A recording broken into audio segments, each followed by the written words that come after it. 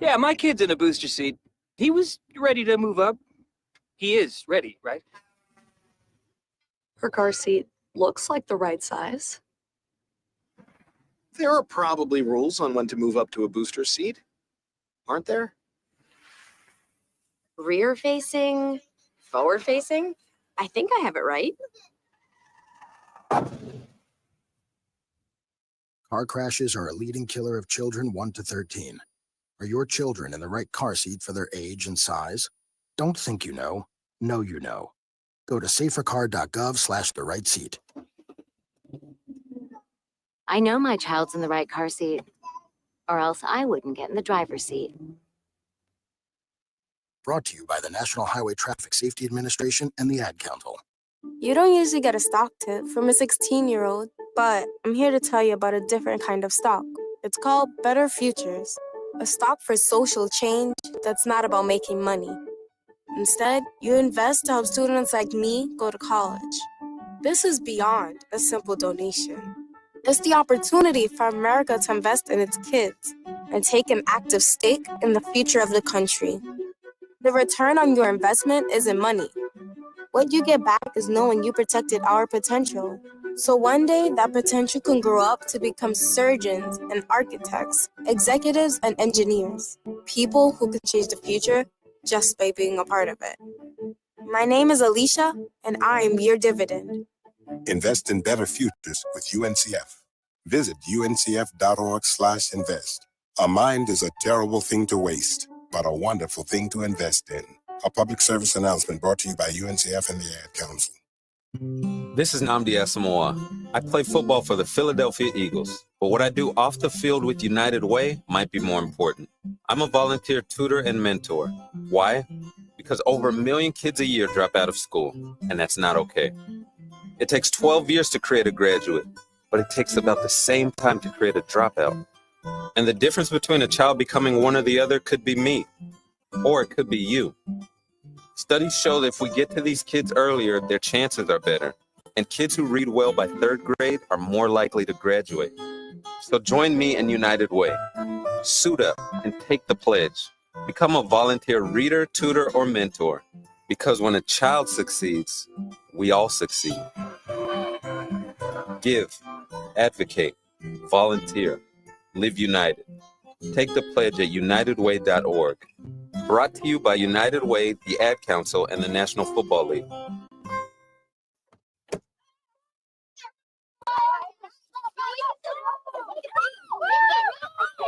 They'll challenge your authority. They'll try to break your will. They'll push you to the edge of your sanity. Because that's what kids do. But this car is your territory, not theirs. Defend it. Who makes the payments? Who cleans it? Who drives it? You do. That's who. And in here, your word is law. So when you say you won't move until everyone's buckled up, you won't budge an inch. Until you hear that click. Never give up until they buckle up. A message from the National Highway Traffic Safety Administration and the Ad Council. For more information, visit safercar.gov/kidsbuckleup. Let's go inside the mind of a 10-year-old. I should have worn those earrings today. I like those earrings. Gabby has those awesome earrings. I need to ask her where she got those, but that's just what she would want me to do.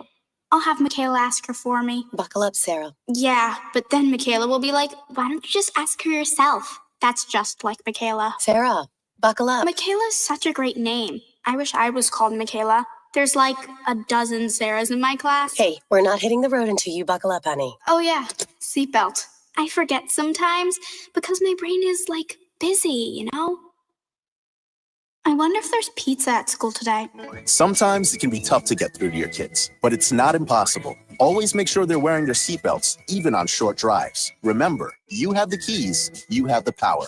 Never give up until they buckle up. A message from the National Highway Traffic Safety Administration and the Ad Council. Visit safercar.gov/kidsbuckleup for more information. Hi, this is Terry Crews, actor, former football player, game show host, father of 5, and all-around big dude. I'm also an expert on drama. I know all kinds of drama. There's the good kind that comes with having a house full of kids. There's the bad kind like season-ending injuries. There's the necessary kind like having an agent in Hollywood. And there's silly drama like the drama around my percolating pectorals. And then there's the drama you can skip. Skip the drama that comes with not having your high school diploma or equivalency. Find free adult education classes near you and finish your high school diploma. Visit finishyourdiploma.org. Or text diploma to 97779. Message and data rates may apply. Reply stop to opt out. That's diploma to 97779. And leave the drama to actors like me. Brought to you by the Dollar General Literacy Foundation and the Ad Council. It's the Worldwide Sports Radio Network. The Falcons bench Kirk Cousins. Whoa, whoa, whoa. The Yankees trade for Cody Bellinger. And new studies reveal why pitchers have been hurt so much. And much, much more on a new show of Jabba in the Mouth. Are going to give him a significant. They're going to have a ton of money to spend. Why not put it in one of the top 3 offensive players in the league?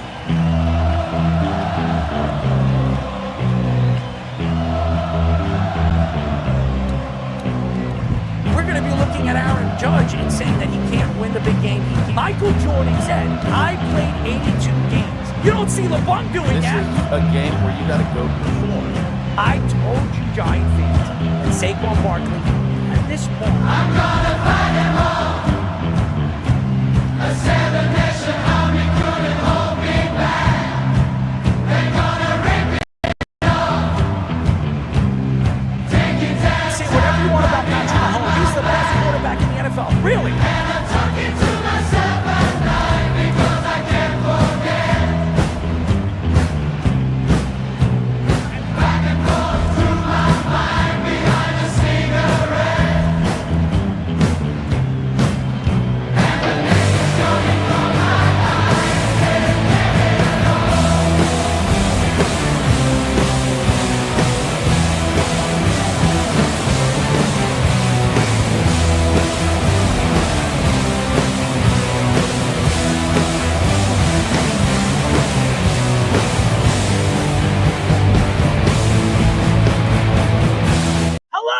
Hello. My name is Errol Marks, and this is Jabba and the Mouth. My co-host, Mr. Jabba Chamberlain, and Speedy Petey, executive producer, as everybody knows, Aaron Fishman, our Sports Minute, Tommy Scoops, and Mr. Owen the Tick.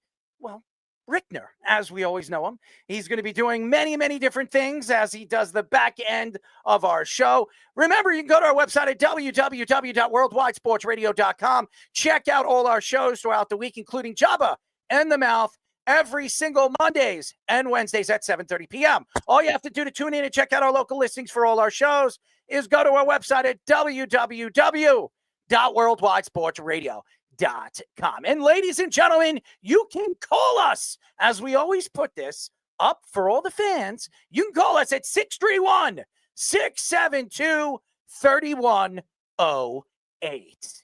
It has been unbelievable when it comes to the weather out here. I always bring this up during the beginning of this show, and Jabba, it is crazy. It was raining yesterday all day, pouring. It was disgusting out, but it was in its 50s. Today, it was bright and shining, and it was like 59 degrees. It was unbelievable. It's like spring weather. I don't get it. It's 20 degrees. It's 30 degrees. It's raining and 40 degrees. Now it's 56, 59, sunny out. Everybody's out. Too much traffic. Christmas around the corner. Where the hell is Santa Claus? Jabba, what's up?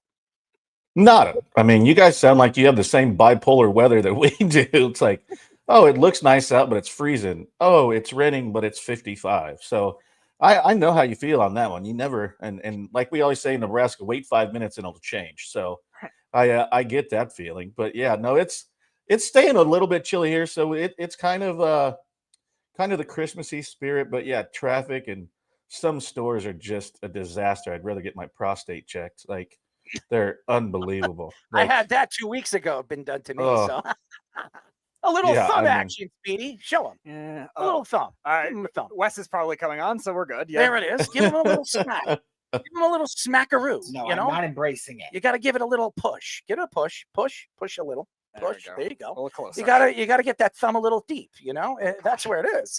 There it is. A little prostate exam doesn't hurt anybody. Well, it did hurt me. I mean, that was about a 5-second push. But yeah, it was definitely something that I wouldn't advise anybody to go unless you have prostate problems. But you know, it runs in my family. But nevertheless, it has been unbelievable. I know it's Christmas time here in New York. It is traffic. It's bumper to bumper traffic.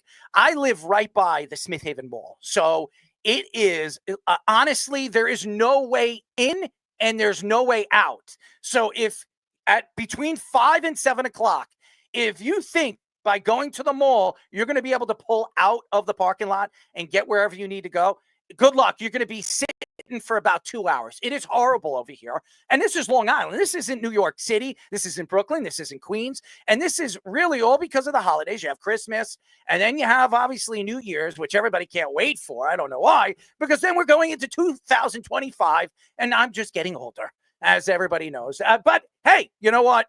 It's all in good time, as always. But you know what? It is crazy. And I will say this before we get into the show. I've been thinking. And trust me, I do hurt myself when I think sometimes. I was thinking last night, and I was wondering, what was my favorite part of 2024? And it's crazy because there were a lot of layers. There was a lot of layers to my life, especially a lot of people call me the onion when it comes to my friends. So there's a ton of layers to my life. And from January to April, because my birthday's in April, there was a lot of craziness. But really, it was the middle part of the year that really stood out more than any. And you know why it stood out more than anything, Jabba? I don't think you can guess why. I would have no idea. I haven't known you that long, so I've missed the first half of 2024 with you. So well, it's pretty simple because between the months of July all the way to September, okay, I got to enjoy one thing, and that was not have to watching New York football. Okay. That was my favorite part of the year. It was not have to watching New York football, because what I have watched so far since, well, almost over, but between October all the way now to December, I have been watching horrible. I thought this was, I was looking forward to this part of the year. You got the Knicks. I'm not a Net fan, but you got the Nets that are actually playing just as well as the Knicks. It's pretty sad. You have the Rangers who are playing like crap, the Islanders, and I expected the Jets to be competitive. Oh my God, they're horrible. And the Giants we expected. There's no question. But the best part of my year was really between July and September, because I didn't have to watch football. I didn't have to watch this terror and this agita that I've had all season long. So thank you to New York sports. Thank you to New York football for giving me at least 3 months of just non-agita. So there you go. I'm actually happy that at least I had 3 months of just enjoyable sports. It was the Yankees, and the Yankees were actually, between that time, the Yankees were actually playing good baseball. So I was excited, but obviously at the end of the year, I'm just absolutely disgusted. So that's New York sports. At least you're in Nebraska. All you got to look forward to is volleyball and college football. That's all you have to worry about. Over here, you should like Nebraska football. They beat Deion Sanders. But that's what I'm saying. I'm saying he has something to look forward to. At least 2 sports, and they have nothing to do with professional sports. They have nothing to do with baseball, hockey, football, or basketball. Nothing.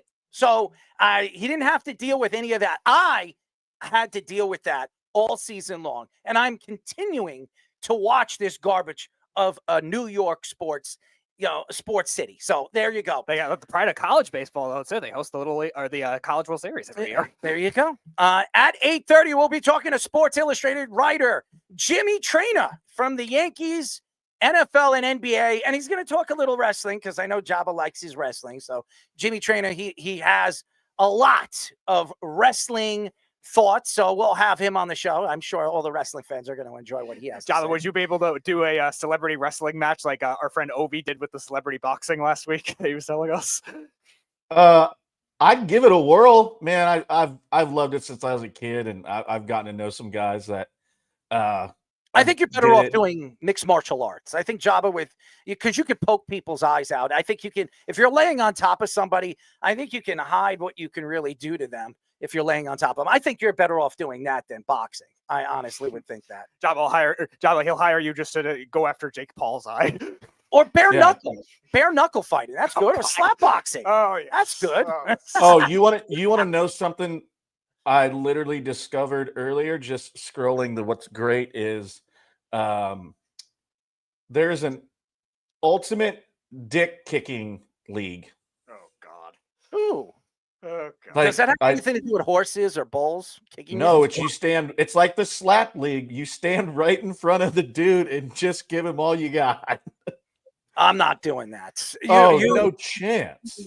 It's not worth any bit of that kind of money. And what are they getting paid? The $10-15 a kick? I mean, seriously, it's not worth it. I mean, it's probably married dudes that are doing it so that they can't have any more kids. Speaking of, somebody that's probably not going to have any kids anymore, NFL Network's Ian Rappaport reports that the Falcons have benched Kirk Cousins. That's who I'm speaking about. For Michael Penix Jr. for the final 3 games of the season. The NFL Network's Tom Pelissero adds that the Falcons are making this move to avoid having to pay an injury guarantee of $10 million fully guaranteed. He added that the Falcons keeping Cousins next season is highly unlikely and are likely to release or trade him before March 16th, the first day of free agency. If the Falcons cut Cousins, they would owe him $27.5 million and have a dead cap hit of $65 million over the next 2 years. If the Falcons trade Cousins, they would have a dead cap hit of $37.5 million, but would save $27.5 million in salary. However, Cousins has a no trade clause. Over the last 5 games, Cousins has had just 1 touchdown pass and had 9 interceptions. Penix will make his debut versus the Giants. Oh, a team that has lost 9 straight games. So that's good for Michael Penix. He gets to play the New York Giants, who is trying to lose out for the rest of the season so they can get Shedeur Sanders and I can wear a dress and a wig. But honestly, I feel bad for Kirk Cousins. I really do. And it's not because he doesn't deserve to sit. He does. I mean, throwing 1 touchdown and 9 interceptions, he's not really been that type of quarterback we thought he was going to be when they decided to sign him in the offseason and pay him, what was it, $180 million?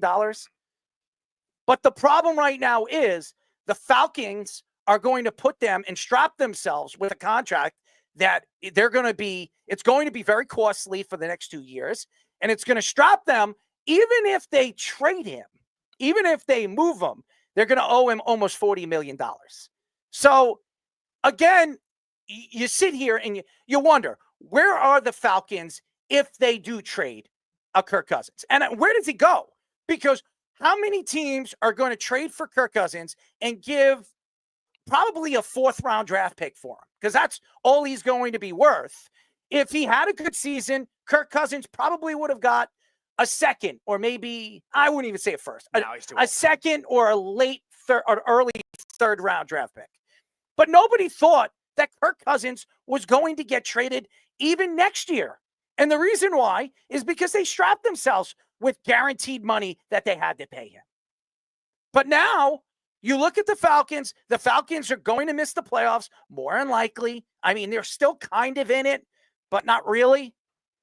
But now you're going to a rookie quarterback who a lot of people think could really be one of those quarterbacks that stand out, a Lamar Jackson type of quarterback that is not as fast as Lamar, that can step out of the pocket, make throws, and he has one of the best arms coming out of this year's draft. Some people say he had the best arm coming out of this year's draft. But the Falcons, who started the season so strong defensively, this was one of the best defenses in the league last year. And then going into this season, the first 5 games, they were up and down, but this defense was still one of the better defense.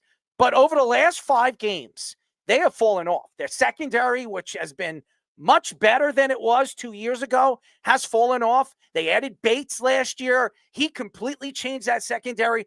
And obviously the injuries definitely caught up to the Falcons. But the problem is they depend too much on the running game. And they have tremendous talent on the outside. London can't stay healthy. Kyle Pitts, I don't know what happened. The real move in the offseason is moving Kyle Pitts. It hasn't worked out over there. You've had 2 coaches over there. This guy was a top 10 pick with the size and the ability of his running routes and all that other stuff. This guy was a big, oversized wide receiver. That's what everybody thought he was going to be in the NFL. His first season, he had 1,200 yards. This guy was on his way.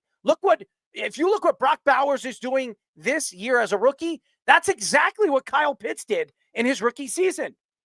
But then all of a sudden, I don't know what happened with the coaching. I don't know why they consistently started to throw to wide receivers and not him. He's fallen off.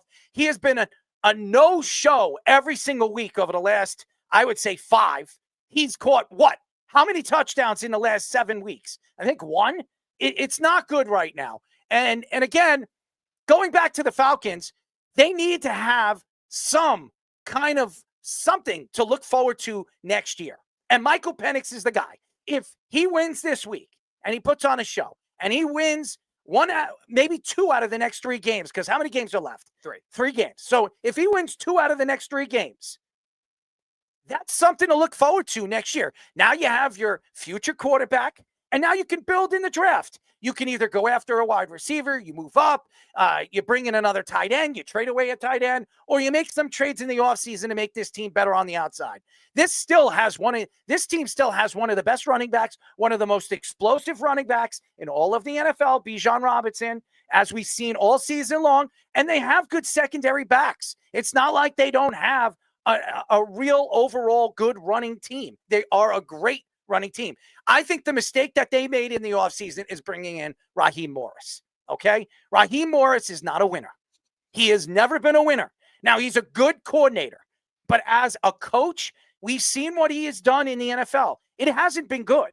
Now, he took the job because he was the only one still left on that list. It was either him or Bill Belichick. That's the only 2 guys that were up for the job. And for some reason, Robert Kraft reached out and pretty much told the executive ship over there in Atlanta not to hire Bill Belichick. Now Bill Belichick is in UNC and enjoying a $50 million contract, and this team could be on their way out looking for a new coach at the end of next season. Yeah, you look at the talent that the Falcons have in a lot of key areas, and not key positions as much when it comes to the defense because their pass rush has been bad, but offensively, like you said, they're wasting a lot of good talent with these freak athletes that do a lot. Now, the approach has been for the Falcons ever since they've rebuilt this team is to be kind of counterculture. You don't say, oh, don't draft a running back top 10. Don't draft a tight end top 10. They did both of those things. These are freak athletes. But like you said, Kyle Pitts has not been anything worth that pick at all. And Bijan Robinson has been very good this year. Last year was kind of up and down. And we were thinking, all right, this is Arthur Smith. He's nitpicking with all his things. But Raheem Morris and this new coaching staff has been just as nitpicky with Kyle Pitts. Not as much with Bijan, but with Kyle Pitts where it is concerning. And as far as the quarterback situation, we gave him a lot of criticism for, okay, you signed Kirk Cousins and drafted Michael Penix to try to be original, try to be counterculture. And now they're getting the repercussions of that with that, where they're going to have to make a big financial decision with Cousins and get very little value back in the offseason, because otherwise you're going to face the dead cap pit. The Falcons did a great job getting out of the dead cap pit that they were in after their Super Bowl run, and now they're going in the other direction. Even if they trade him, they're going to hit a dead cap pit. No matter what happens, they're going to get it. They're going to get it either way. Yeah, for like $40 million, no matter what. No matter if they move him or not. And he has a no trade clause. So guess what? The only way he's getting traded is if he wants to go to that team and he has a chance to win the job. Right. Which that's going to limit the market as it is, because you're going to have to take on a veteran quarterback of that much money. Yes, the Falcons are going to pay some of that contract, but you're going to end up getting less. This is not a team that I said they have good talent, but I wouldn't say they have like top-notch talent. They've had a lot of good draft picks that have worked out, but there's also a lot of the question marks where they're not rebuilding that same way. And then you look at the actual decision itself with Penix as well. Like, Obi Mihaly was talking about it last week on the show. Like the surprising timing of that kind of move is with 3 games left in the season would be a big surprise. And they end up doing it. So it is a big risk. Now the schedule is easy. They play the Giants this week. Washington next week is probably their last chance to make the playoffs. And then they play the Panthers. But if they do stunt his growth by trying to put him in that kind of pressure situation, then you have a double whammy. And if he doesn't develop that same way, it's not going to look good for that organization. Yeah, I was going to touch on that too, because we talked about that with Ovi, and he was like, you've rode this far with Kirk. You kind of just got to, let Penix, sit and watch. And so that's the first thing I thought of. But also, could it be kind of like the Cooper Rush thing for the Cowboys, even though it's 3 games and they're not tough games, but, they're like, okay, this is an opportunity to, go in the offseason with, some positives, and we can see what he can do, not only with his legs, but his arm. And that's kind of the way I thought about it, to see if that's kind of something they wanted to do this late in the season. And I bet Kirk had something to do with it, and the understanding, like, we got this kid here and I'm embarrassed and I know I haven't played well. And from what Ovi said and what all of us is Kirk's a team guy and understands what it takes to win, and he's just not doing it. And, obviously Bijan's done what he's done, and in Pitts, I don't know if it's him not getting the ball, if it's, Kirk just having a terrible year, or what they're doing. But yeah, there's going to be something that changes. But and then the sad part is Kirk holds it all in his hands, because if he what, here's double middle fingers, I'm staying. He's got a no trade clause, so it's going to kind of be all up to him and what they decide, how moving forward, what's the best route and build. Do we get a running back? No. Do we do this, do that? And it can cross off stuff depending on what he's going to do. Yeah, and they have a good running game, and I don't think they have anything to worry about for their future as far as Bijan Robinson is concerned. This guy is one of the most explosive running backs in all of football. So he can catch the ball, he can run the ball. He's a dual threat. He is a Saquon Barkley, a Christian McCaffrey. If you would ask me right now, Bijan Robinson is a top 5 running back right now in the NFL. So I don't think they're going to be looking at that position. I think there's a lot of questions with their secondary going into the season. This was a much better secondary, but they can't stay healthy, and they really put a lot of pressure on Bates. And Bates has to be as good as he's been when he was with the Bengals as a young player and became a veteran player going to the Falcons his first season. He needs to be consistent if they have a chance to win in that secondary. And they need more depth over there. And I think, hey, if you really like Travis Hunter, maybe you try to move up in the top 5 to get him. You're going to have to give up a significant amount to get a guy like Travis Hunter. But again, there are still very good corners in this year's class. So it's not just Travis Hunter. As a matter of fact, Travis Hunter is probably not the best corner in this class. So there's You don't think Travis Hunter's the best anything? No, but he's not. I like the Michigan corner Johnson the most. No, he's good at his positions. I mean, he's probably the 4th best wide receiver in the nation, and he's probably the 5th best corner in the nation. He is not number 1 at any one of those positions. Now, he is a dual threat. He's a unique individual, and that's why he's going to be a top 5 pick. And that's why he won the Heisman, even though I think he shouldn't have won the Heisman.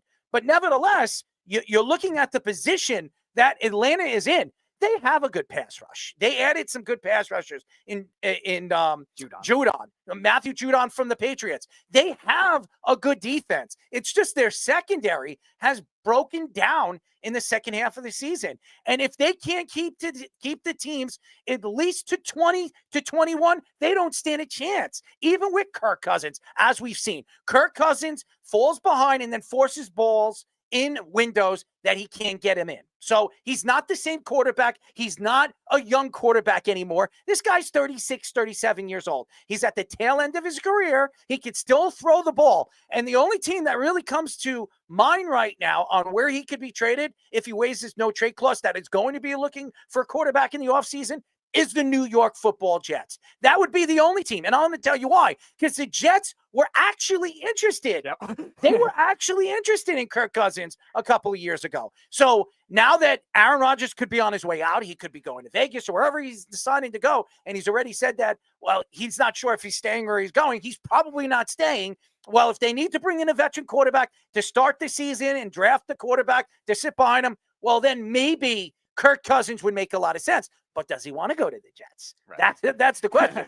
That's where you go to die, as we all know. as a Jet fan. So it doesn't make sense. That was an illustrious first NFL offseason at this network that I was there for. The Jets almost getting Kirk Cousins and the Jets almost getting Anthony Barr in the same offseason. Please, don't make me sick. Millie Mills in the comment section. Shout out to him, new fan. Hashtag rise up, fellas. I think we finally got a quarterback. I actually like Penix as a prospect too, Millie. I'm just talking about the circumstances they brought him in is very risky. Again, the schedule's easy enough, but like Jabba was alluding to earlier, like maybe even doing it a month ago after the Falcons got blown up by Denver, maybe would have been the time to do it. That's a bad injury he's coming back from. I thought Sure. he was better off sitting out for the season and not risking him at the end of the season. Could you imagine he comes in against the Giants and gets hurt and he could be out all of next year? That would be horrible to watch. Oh yeah, for a guy like Michael Penix, who has a chance next year to be the starting quarterback. Keep the glass half full, not half empty here. Let's keep it half full for him. But he had 2 major injuries in college. That's why we're saying that kind of so thing. That's its third one. And maybe that's why I think there were teams that were reluctant to draft him as early. But the Falcons and the Raiders, I think, were the only 2 that weren't going to draft him in the first round. That's another reason. Not that he's a raw quarterback, because he played a lot in college. He played at Indiana, then he transferred to Washington and played amazing. And that's why I think his traits are very good. I think they're very similar. I know you mentioned Lamar Jackson. I think they're very similar to a guy like Jordan Love. I think he's got that good arm strength on the intermediate throws. And I think he's smart where he's not going to turn him the ball over the same way. As far as Cousins itself, it's a very interesting dynamic too, because Errol was mentioning like forcing the ball down the field a lot, which he actually cleaned up in the first half of the season. The Demons were, okay, he's bad in the fourth quarter. He's bad in clutch moments. He's terrible in primetime. He beats the Buccaneers twice. He beats the Eagles on Monday Night Football. Like you're thinking, okay, they're finally overcoming the Demons. Then all of a sudden they lose to like Seattle and Denver, all these random overperforming teams. And all of a sudden it's just the Falcons have always had demons ever since Kyle Shanahan went to the San Francisco 49ers and they choked in the Super Bowl. They've had demons ever since. I mean, they have never come back from that loss in the Super Bowl when they were up by 27 points or 24 points going into the fourth quarter. It killed them. I don't know if they'll ever come back from it. Speaking of never coming back, or actually coming back, Jeff Passan reports that the Cubs have traded Cody Bellinger. Guess to who? To the New York Yankees for Cody Petite. The Cubs will also pay $5 million of his salary this season. Bellinger has 2 years and $52.5 million on the final 2 years of his contract, with an opt-out after next season worth $25 million with a $5 million buyout. John Heyman reports that the Blue Jays were also interested in trading for Bellinger, but wanted the Cubs to take on more of his salary. Aaron Boone says they are not committed to Bellinger as a full-time center fielder yet, and calls reports of him being a full-time center fielder fake news. Among 37 qualified center fielders, Bellinger was ranked 26th in defensive runs saved, but was still ahead of Aaron Judge, who was ranked 34th. Bellinger had a .266 batting average, a .751 OPS, 18 home runs, and 78 RBIs in 130 games with the Cubs last season. I do believe Cody Bellinger is going to be a first baseman / center fielder all season long. They're going to push him back and forth all season. Now, there's still a chance they go after Walker. I still think they might actually sign a guy like Christian Walker. But right now, they added Cody Bellinger because they didn't have to give up much. Now, Petite is a good young pitcher. He's a good arm. He looked pretty good when he did come up in the big leagues last year from the bullpen. So, and he could be a future starter for the Cubs. They really liked his arm every time they brought him up this year. But nevertheless, a guy like Bellinger in Yankee Stadium, a left-handed power hitter, this is a guy that can hit more than 18 home runs. This guy can hit 30 home runs next year. And losing a guy like Juan Soto, who gave you about 45 home runs, that was a big loss as far as offense is concerned. Now, where do you move him? Where do you put him in that lineup? Well, there's a lot of places you could put him. You could put him in the cleanup position at 4 and then move Giancarlo Stanton at 5. Do you move him up as the third batter? But if you make a move for, a Christian Walker, and maybe you bring in a Bregman, you're not going to do that. So what the Yankees need to do is give themselves depth in that lineup. They haven't had a lot of depth in that back end of their lineup over the last couple of years. That was a big problem against the Dodgers and throughout the playoffs. Now, what I like about Cody is Cody has been an MVP. He has been a superstar. He was 24 years old the last time he won an MVP with the Dodgers, but he did it on a primetime stage with the LA Dodgers. So it's not like he can't play on a primetime team. Now, I do think where the Yankees are and what the Yankees are trying to do, they're trying to fill in the depth, what they didn't have last year. This was really predictably all Juan Soto and Aaron Judge. Well, going into this offseason and striking out on not bringing in Juan Soto, which I didn't believe they were, where them going after a guy like Max Fried and Williams, and now you add a guy like Cody Bellinger, I expect them not to be done. You've heard, and I say this again, Brian Cashman still came out when the reporters asked him, and by the way, Max Fried had his press conference today. It was a great press conference. Max looks confident, a little scared. I mean, obviously standing in front of the press, this guy comes from, he's playing for the Atlanta Braves. Now you're playing in front of the biggest press area of the world in New York. It's a lot of pressure on him. But I think if there's anybody that can handle it, it's Max Fried because of the way he pitches. But I think what the Yankees are trying to do now is distribute the money that they have left into positions they didn't have depth in last season. And now you add a guy like a Bellinger. This is a guy that his father played for the Yankees. So he grew up over here in New York for a little while. He knows a little bit about the limelight. And yes, I know a lot of people are saying that him and Giancarlo Stanton he's married to Giancarlo Stanton's ex-girlfriend. I don't think that matters. I don't think anybody waiting for you to bring that up. I was just waiting. This is what people are saying. This is not going to work in the locker. I don't think it matters. I don't think Giancarlo gives a crap. He's got like 6 or 7 girls that he's bagging on the side. I don't think it matters, but I think this is great for the Yankees. I think this guy fits the mold of the Yankees, and he's still fairly young. He's 29 years old. I think he has a lot of baseball left in him. Yeah, you look at the trade value, too. Like, only one pitcher being sent. I thought it might have taken 2 players. I thought maybe the Cubs, especially now trading for Tucker, would try to go for a leverage move. But I think they knew the outfield was crowded. But even so, like, they were being much more aggressive, and then they go the other way. Cody Petit's 30 years old already. Like, he pitched 4 years. Like you said, he pitched very well with the Yankees in the limited role that he had last year. But he only pitched in 5 games. And that's the only thing you had to trade to get him. Is a brilliant move to get that kind of thing. And as far as the first base outfield thing, yeah, he's going to switch off with both because, yeah, he's getting a little more wear and tear. When he first started playing center field, I was amazed. I did not think it was going to work out at all because he was a very bulky guy, but he's fallen off the last couple of years. But it's still something that the Yankees need to not wear out Aaron Judge. And as far as first base, yeah, they badly need that if they don't sign Christian Walker or anyone else like that. I still think they will, but they also need a left-handed bat too. Now losing Juan Soto to be sure the lineup gets varied a lot more, because what has been the problem with the Yankees in the past? They're too right-hand heavy in the playoffs, and teams figure that out. Last year they weren't because Soto was there, and they brought in Chisholm and a bunch of other guys that were and make it work with the lefties. Now they need to get that depth to make it work, like Errol's saying. Like, they still need a little more lineup depth to finalize everything, but they still have a lot of money. His swing fits perfectly in Yankee Stadium. He has the perfect Yankee Stadium swing. I mean, anybody that's watched this guy swing, go watch his highlights on YouTube. This guy is a pure power hitter. And with his Yankee Stadium swing, and I'm telling you, he's a pull ball hitter. When Giancarlo Stanton came to the Yankees, and he's a right-handed hitter, they said his swing fits perfectly in New York. And you've watched him. When he gets a hold of the ball, he clobbers it. This is the way Bellinger plays. He's not an all-in type of player like Giancarlo. This guy can hit for average. Last year, he was a 266 hitter. This guy can hit for 300. When he won he was the MVP of the league for the National League. This guy was a 300 hitter. This guy can absolutely hit for average. And in Yankee Stadium, he can move the ball all over the field. Yeah, I think I said it from the get-go. That was the main guy. Yep. Yeah, because I like the versatility too. And then I think also too, it will help with Dominguez and being able to focus on, developing even better. Obviously, we hope, fingers crossed, he can stay healthy. But I think it's just, if you don't add somebody, it's still another option that you have. And he's done both. And we've seen that he can do both. And I loved it.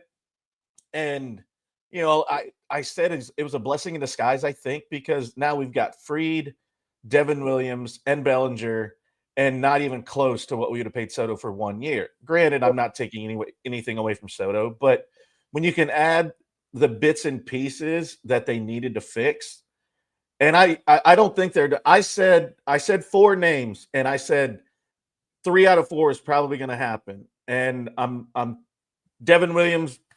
I was on Tanner Scott. That's who I was on.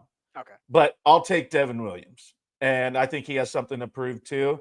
And you're not paying anything. You're not paying Devin Williams right now. Right. You're just paying an ARB deal of not even $4 million. Mm-hmm. So, and I love the fact he talked about, I'm going to keep the beard as long as I can. So I love how he did it with the beard. I loved it. Because everybody always shaves it off. He's like, nah, I'm not doing that. But yeah, so I think it's going to be one of those others. And, I've been going back and forth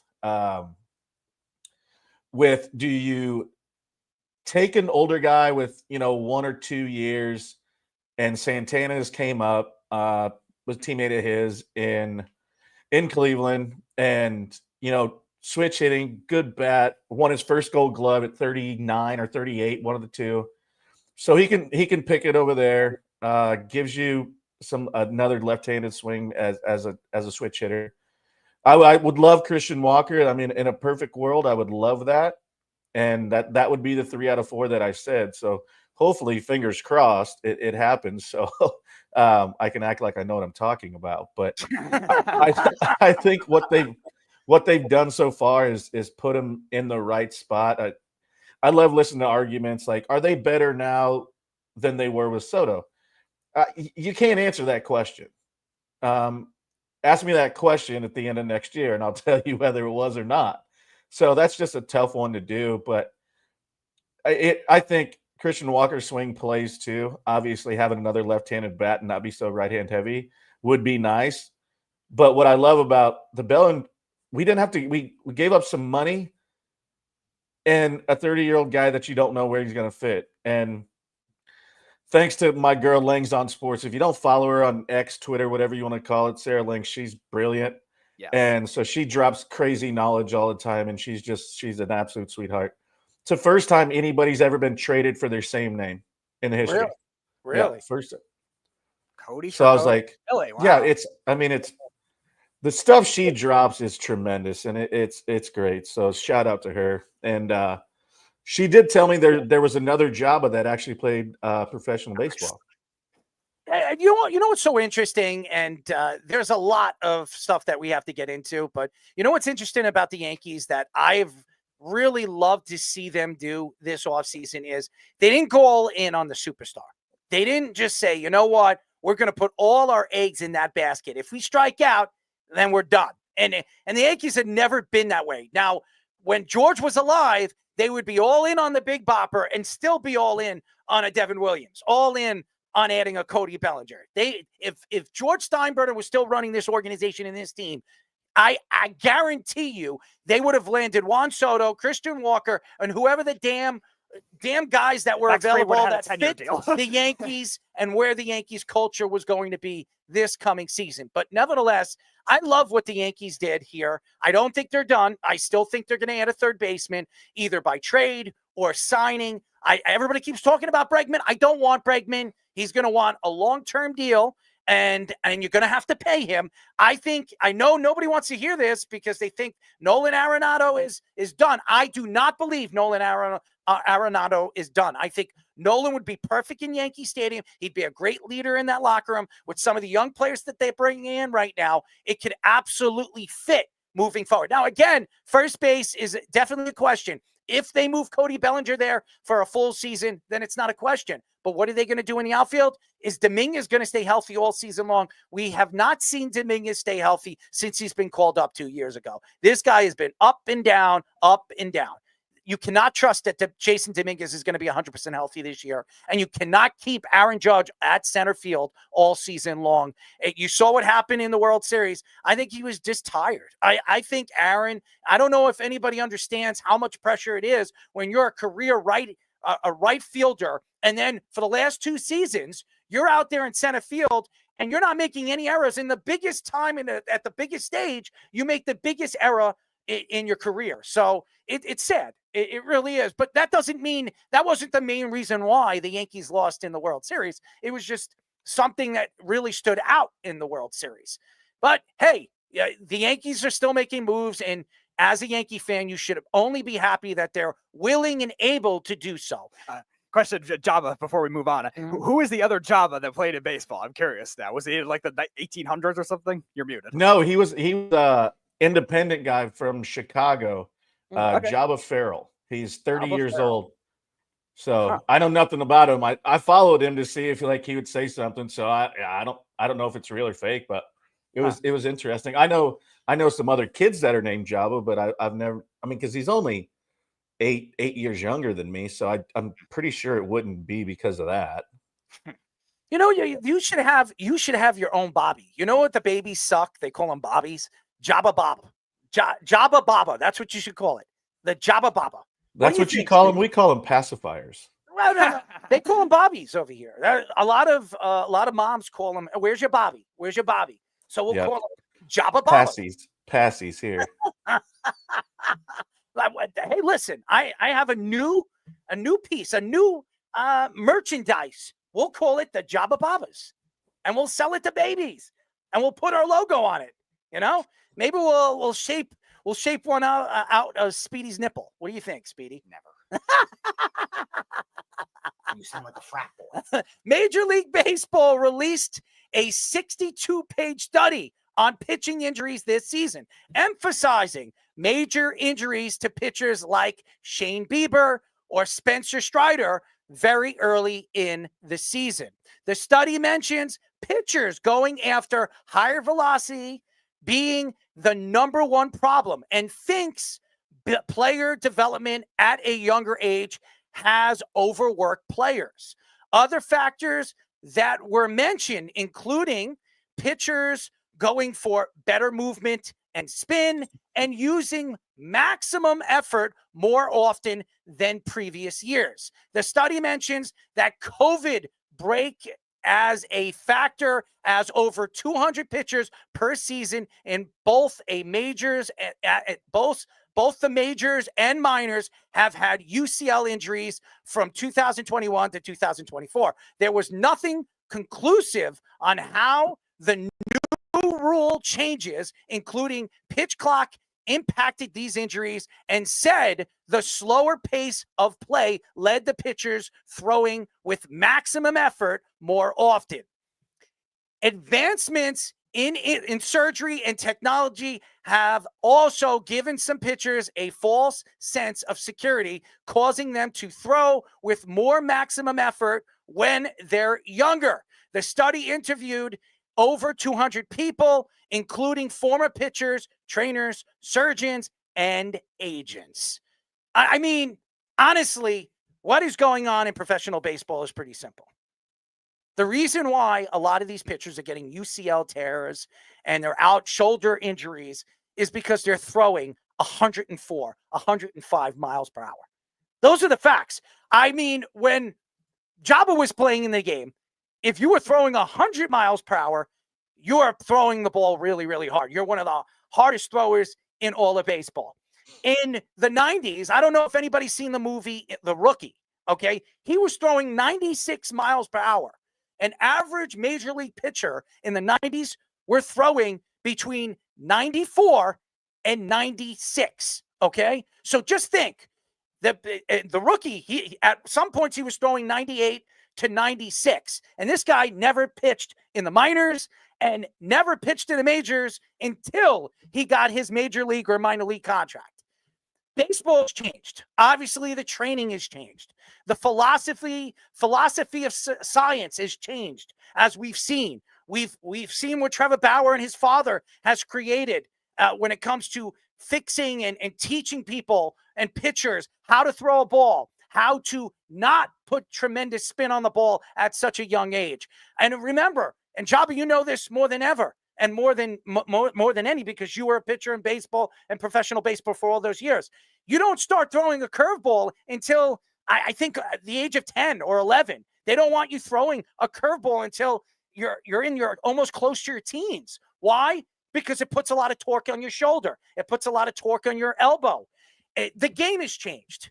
And again, the training is different. It's much better. Technology is completely different now. Now you have computers telling you how to throw a ball, how you torque your shoulder, how you should torque your elbow. It's amazing, but it also puts players and pitchers in a position where they could cost their careers. Now, again, we could go back and we can look at all the past pitchers that threw their arms out and were never the same. And then we could talk about guys that have had Tommy John, has come back and been better than ever. There are pitchers that have been successful coming back from those kind of injuries. Ohtani has had what? 2 UCL tears?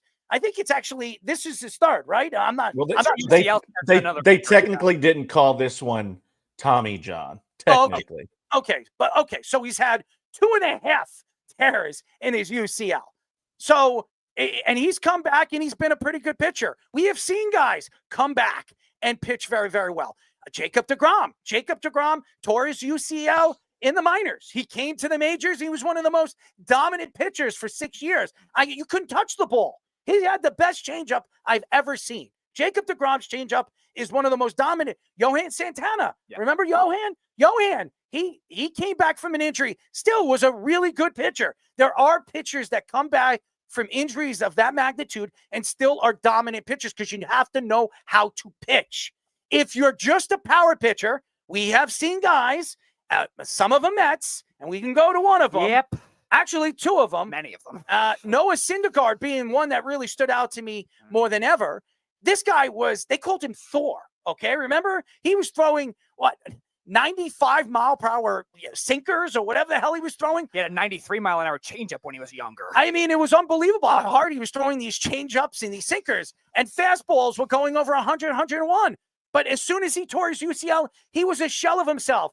And I don't even think he's in the major leagues anymore. He was with the Angels last time I checked. I mean, it's unfortunate, but again, I think you have to start at a younger age. I think you need to keep these young pitchers away from throwing hard like they're throwing 96, 97 miles per hour when they're in high school. I know a pitcher right now playing in Patrick Minford that's throwing 92, 93 miles per hour. He is 16, 17 years old? What do you think is going to happen to his elbow if he does play in the majors or plays professional baseball? By the age of 25, he's going to throw his arm out, his shoulder out, and he's never going to be the same pitcher. There has to be a way. And you know what? Max Scherzer is one of those guys that if there's somebody that you can talk when it comes to when it's about pitching and understanding the velocity and change of speeds, he's the guy, because this guy never hurt his shoulder, never hurt his elbow until he was in his mid-30s. Yeah. This guy was healthy practically his whole career. His elbow and his shoulder never went on him. And one of the reasons why, when he was getting interviewed, I remember this when he was in with the Nationals. So I forget who interviewed him, and she asked him, why have you been so healthy all these years with your elbow and your shoulder? And he said, well, the one thing I knew as a young man coming up in baseball is I know when I have to use torque and I know when not to use torque. These pitchers, they think that throwing hard is going to strike people out. It doesn't work. As you know, Java, if you don't know how to pitch and you don't figure out how to pitch at a young age, you're never going to have a long-lasting career on the mound. Yeah, you look at the Mets as a good example, too. Like Jacob DeGrom, in his last full year with the Mets before he got hurt, 2021, that was when he introduced his 100-mile-an-hour fastball in spring training. Everyone was raving about it. That's great to have to add to his already amazing arsenal of pitches. What was the problem? He threw too many of them per game. He had the second most average thrown 100-mile-an-hour fastballs. And eventually in the second half of the season, he had all those mysterious injuries, and then he got hurt. And then he only came back at the end of the 22 season. And the same kind of thing with Syndergaard. Syndergaard had 5 pitches and didn't use them properly. He only threw 2 of them. And that hurt his career. It hurt his multiple injuries as well, like you were saying with Ohtani. Syndergaard had that kind of thing as well. And the pitching, the traits that you have, the spin rate, the numbers that are showing it are not the problem. It's just using them and I was saying, developing them at a younger age is the bigger problem. And that's why these younger pitchers are getting hurt now in longer stretches where they're hurt for probably a year and a half now. And I think that's the major issue with it. It's not the actual numbers themselves. It's not the actual pitches themselves. It's the fact that they're using them so much and not sequencing pitches properly. Yeah, I think there's I read into this, and I look at it from 2 perspectives, because I have a son that, obviously is playing college baseball, and me obviously growing up doing it. I think I'm going to take this 2 different ways. I'll take it from the professional side, and I think it's it's paralysis by analysis, because it's like, oh, you know what, I got to make my spin rate faster, or they're not going to, want to trade for me. My curveball needs to have more horizontal and vertical depth. Like, Nolan Ryan wasn't worried about that. He was worried about getting you out. That's all he cared about. And I think it's alarming seeing those stats, because you see how much emphasis has been put on, your spin rate, your max velocity, and all these other things, and weighted balls, and this, that, and another thing. And it was nice. I was going through on Twitter, X, whatever you want to call it, and Jeremy Rogers and Jeff Passan were giving their take on it. And it's not only in the minor leagues with these guys getting actually paid, but I've seen it firsthand, and why a lot of these younger kids are starting to get injured at an alarming rate is because they don't take any time off. There's no offseason. You literally, they're going down to Florida in December to play in tournaments. Like, your body is not done growing, and you never take time off. And it's like, well, I got to go to this showcase because X, Y, and Z is going to be there. And, oh, my max velo was 91. And I'm talking about kids. I'm not talking about guys getting paid to play the game. And it literally comes into where I would have to tell my son, I go, you're not going to the gym. You're not going to work out. You're going to go hang out with your friends. I don't care. Go play cards. Go run around. I don't care. Go play hooky. Yeah, I don't care what you do, but you're not going to go to the gym. It's just, and they don't have time off, and their body doesn't get a repair. So they're just continuing to break down. Can you ever predict if somebody's going to break down? No, you can't. No. But it's obviously being shown now that it is happening more, and they're not taking time off, and they're not reading anything into it. And there's a progression that you go into it, and it's not like you go straight into throwing as hard as you can. I mean, you start at 60 feet. I mean, it's boring and it's mundane, but it's the way you try to prevent injury, because if it's going to happen, it happens. Like, literally, they said two people who had perfect mechanics, and Steven Strasburg and Mark Pryor. Right. Look what happened to both of them. Mm-hmm. They said Tim Lincecum had the worst mechanics and he wouldn't last 2 years in the big leagues. He won 2 Cy Youngs and is a San Francisco Giant legend and never had surgery. So best 5-year peaks, yeah. You just never know. But with what's happening now, with how much these kids and teenagers, because I say kids because they're starting to do this at age 8. Yeah. And they're playing 70-some games a year. And they're 8 years old. Right. They probably still wet the bed, some of them. Like, Speedy wets the bed still, right? Not anymore, but I did for longer than I should have. Hey, it happens to the best of us. A long night of drinking sometimes can get away from you, too. I've had a couple of wet dreams. That's not what I was referring to. But no, I think that's why now we're seeing it evolve into them in obviously the higher levels in the minor leagues and stuff like that. Because in one of them, it was like from spring training to, I can't remember the exact date. It was like half of what it was from the end of the year till they figured it out. And it's like, well, that happens because all the workload that they do, they never got time off. Right. Because truth be told, there really is no preparing for spring training. Like, spring training used to be, hey, you're getting ready. Now spring training, you're battling for jobs, and like, you have to be ready to go. So you still have to take time off, but do it. It's a progression on how you get into that. It's 60 feet. And some people do it by time. Some people do it by throws. It's kind of when you're rehabbing from a shoulder or elbow. And then you go back to 90. And then it's 120. Then you air it out. And then you move back in. And then after a few weeks of that, then you start flat ground spinning. And it's just a progression. And I think when you never get time off, it's like, okay, I got to go to Florida. Oh, now I'm going to Georgia. Okay, I'm coming home. And then so I just think it's evolving into, as they start so early now, as they get going, that they've just never had time to rest, and it just manifests itself into more injuries. It definitely does. And I think when it comes to Major League Baseball, even minor league baseball, these young pitchers that have started pitching when they were 7 years old. And remember, you play multiple positions when you're playing Little League Baseball. I mean, you're pitching, you're playing first base, you're playing outfield. But a lot of these guys want to be the next Garrett Cole. The next guy wants to be, when I was a young kid, I wanted to be Tom Glavine. I wanted to be one of these guys. I mean, the Danny Nagels, the John Smoltz, or the Tom Glavines. That's who I wanted to be. I watched the Braves. I just watched dominant pitching, except when they play the Yankees. That's another team that's had a lot of injury issues with their pitchers too.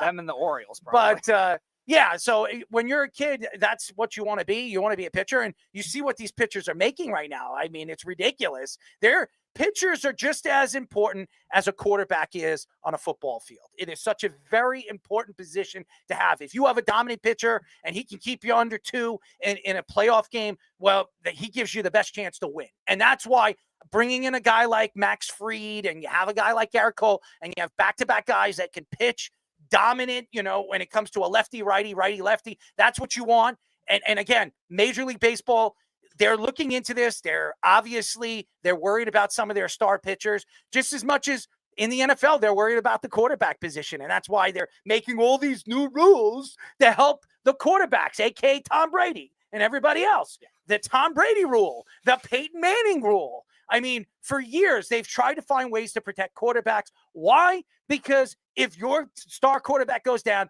as far as I'm concerned, the backup quarterback is. So you're probably losing if your backup quarterback goes down. I mean, your starting quarterback goes down. So unfortunately, they're trying to find ways that they can protect the pitcher and protect their star players. And now, before we get our guest, this is our deuce of the day. The deuce of the day. You log. Not a log. I don't have a log, but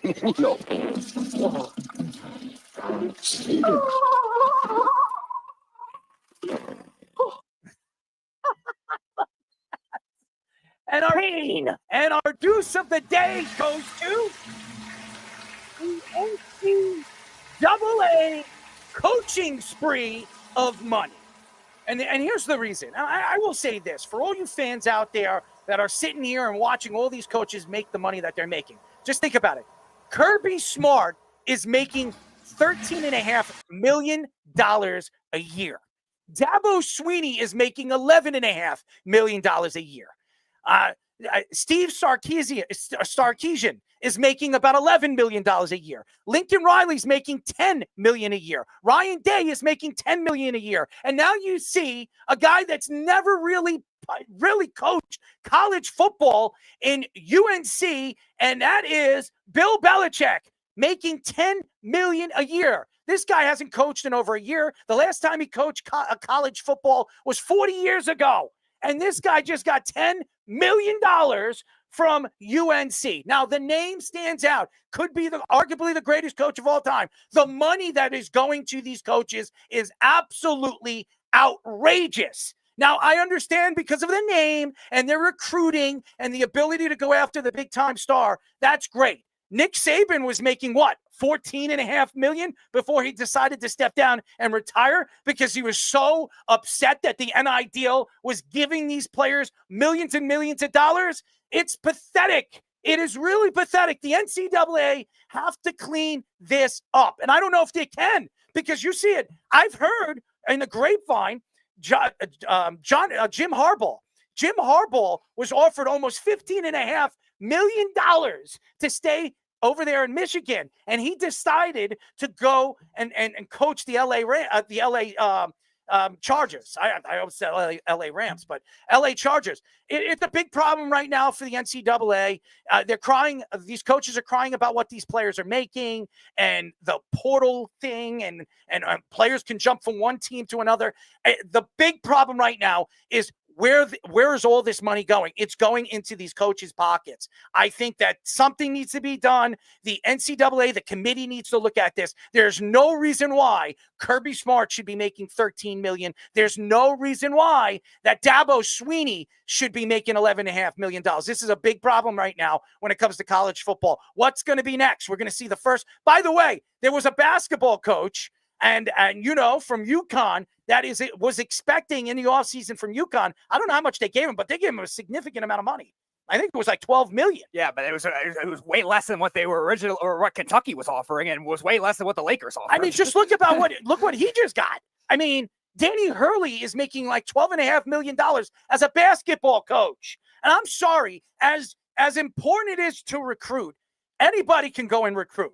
If you know how to speak to parents and sit down and tell the parents and sit down with them and say, listen, your kid's going to get a full scholarship. I'm going to take care of him. I'm going to make sure he goes to class. I'm going to make sure that he eats. I'm going to make sure that he goes to practice. I'm going to make sure that he wipes his own ass. Come on, guys. You're going to pay $13 million for that? What a crock of crap. You're the coach as bad as John Steyer. knows What how a to recruit. crock of crap. That's all I'm going to say about that. So that, ladies and gentlemen, is my deuce of the day. What a crap. I am so tired of listening to these coaches bitch and moan. All they do is cry about these NIL deals. What these kids are making, 2.5. Caleb Williams made $5 million last year. Are you kidding me? Are you kidding me? Dabo, you're making $11.5 million. You finally have a team that made the tournament. You finally made it. When was the last time they actually went to a championship? Seriously. 19 when they beat Alabama with Trevor Lawrence. Almost 6 years ago. 6 years ago, and you're paying him $11.5 million with all these great recruiting classes? Are you on drugs? Give me a break. I think it's an absolute joke. Anyways, there you go, ladies and gentlemen. What a deuce. I definitely got to take a dump going to the break. Anyways, when we come back, he's been waiting very patiently. We'll be talking to Sports Illustrated writer Jimmy Traina. But first, our Sports Minute with Tommy Scoops. This is the Jabba and the Mouth Sports Minute. Yes, that's right. Hello. Here I am, ladies and gentlemen, on Jabba and the Mouth with the Sports Minute. And what I can tell you right now in the NFL is the Cowboys wide receiver, CeeDee Lamb, has a shoulder injury still. And as Lamb has been out since the Thanksgiving game against the Giants, Lamb is still being remained as listed, limited in practice, and is actually likely done for the year. As other NFL injury news, Seahawks Geno Smith will actually be participating in practice after entering his knee against the Packers. The MRI actually showed there was no structural damage, and he could suit up for Vikings matchup. After finishing it here on the court, the Hawks announced that forward Onyeka Okongwu will miss 4 games with knee inflammation and will be reevaluated in 1 week. And as for Scoops scores, a little late today in Scoops scores because we only have some hockey in the NHL. The Red Wings are up 4-2 against the Flyers at the end of the second period, and at the end of the first, the Maple Leafs and Stars are tied at 1 apiece. And that is all I have for you, ladies and gentlemen, as I kick it over to the boys for their guests on Jabba and the Mouth. Any questions? What is this? We're back. This is the Jabba and the Mouth Show. We are back, ladies and gentlemen. What is that echo, Speedy? You're listening to Jabba and the Mouth. Remember, you can go to our website at www.worldwidesportsradio.com. Check out all our shows throughout the week, including Jabba and the Mouth, every single Mondays and Wednesdays at 7:30 p.m. All you have to do to tune in and check out our local listing for all our shows is go to our website at www.worldwidesportsradio.com. And before we get our guest in, this show is brought to you by, ladies and gentlemen, Ice Shaker. Yes, ladies and gentlemen, if you go to iceshaker.com, you can buy 2 Flex bottles and get 2 absolutely free. Check out the sale and our new Star Wars and Marvel products by going to iceshaker.com and clicking the link on the top of the page. Ice Shaker, ladies and gentlemen, you can buy 1 for your family, 2 for your family, 3 for your family. How about you can buy them all for your damn family? Go to iceshaker.com and go spend some money, baby, because that's what we do. We go and get ourselves a little shake. And now, ladies and gentlemen, he's been waiting patiently, carefully, and I know he is definitely waiting. Look at that beautiful tree in the background, by the way. It's beautiful. We are now talking to Sports Illustrated writer Jimmy Traina. Jimmy, what's up, buddy? Not much. How you guys doing? Thanks for having me. Thrilled to be here with Jabba, who I was always a huge fan of as a diehard Yankee fan. Oh, well, I everybody that listens to this show, before Jabba even joined the show, I just want to let you know something. There are only 4 jerseys I've actually owned. Actually, 5. Jabba's one of them. Don Mattingly, I've had over the years. He was my favorite player. I have an Aaron Judge, a Yogi Berra, and a Jabba Chamberlain. And I have another Yankee jersey I've mentioned as it's not in a frame yet, and so I don't mention it. But nevertheless, Jabba is actually a guy that I looked up to because I liked his attitude, I liked his personality, and that's that's New York. That's the New York state of mind, as you know, Jimmy. Always loved the homegrown guys. That was, and I still do to this day. Only Yankee jersey I ever had was a Mattingly jersey. I had a bunch of jerseys. Jabba was one of them. I got Jabba, Pettit, Jeter. Those were the 3 I had, but the only jersey was Mattingly. That was it. But homegrown guys. I love that as a Yankee fan. Those are always my guys.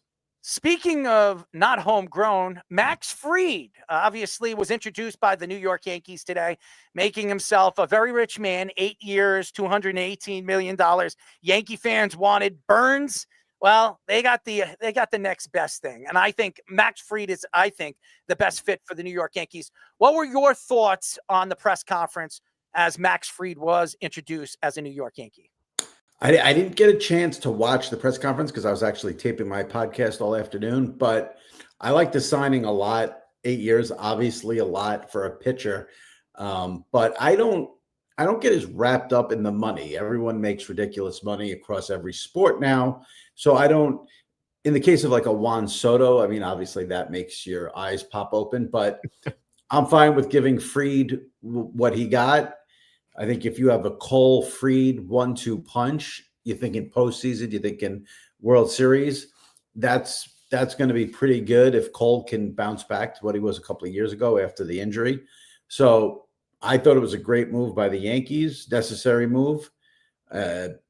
Still need in the playoffs, you still need that starting pitching. So no issues at all with the Max Fried signing. Liked it a lot. With this Belli thing, I think it's great too because we didn't have to give up that much, and he gives us some versatility, and he has the experience in big moments and on a big stage. And I think a lot of people don't understand how important that is to have that environment with the beat writers and the fans, and they're going to boo you as fast as they cheer you, and just to have that demeanor and that understanding of what that is. How much do you think that plays a part in him being successful on this stage? Yeah, I mean, absolutely. He played in a big market in LA, then plays in a big market with a rabid fan base in Chicago. So listen, the pressure here in New York, I guess, is still a little bit different, but I think he'll enjoy, having Aaron Judge in front of him in the lineup. Lefty batted in Yankee Stadium is always something you want. I love that move. I feel like I'm going to sneeze, so I'm going to apologize ahead of time if I do. But I think it's and Jabba hit it too. Versatility there. The Yankees for a lot of years brought in players, still have players, and Stanton's a perfect example, who are the complete opposite of versatile. I mean, Stanton can't move, can't play the field, has to DH. It kills you. Whereas Bellinger can play first, can play the outfield. Hopefully this gets Aaron Judge out of center field because we don't want that. And, if I'm Brian Cashman, I make that move for one more bat. I would love to see the Yankees get Alex Bregman to play third base. I think his personality would be huge in New York. Total grit guy, total effort guy. Obviously, right-handed bat in Yankee Stadium. I think I saw some stat about, his power, where it would be. There'd be a lot of outs in left center field there in Yankee Stadium. But I love Bregman's attitude. I love his defense. But need to get one more bat in there, and I think you have a good offseason. So the one they almost got was Kyle Tucker. They took a Lester off. Would have loved that. Yeah. They would have traded Heel and a bunch of other guys to the Yankees instead. So what are your thoughts on the Astros pettiness, I guess, on the Yankees, Reggie Jackson being there? What are your thoughts on that? Listen, you got to give up some. If I'm the Yankees, I absolutely would have traded Heel for Tucker. I would have made that move.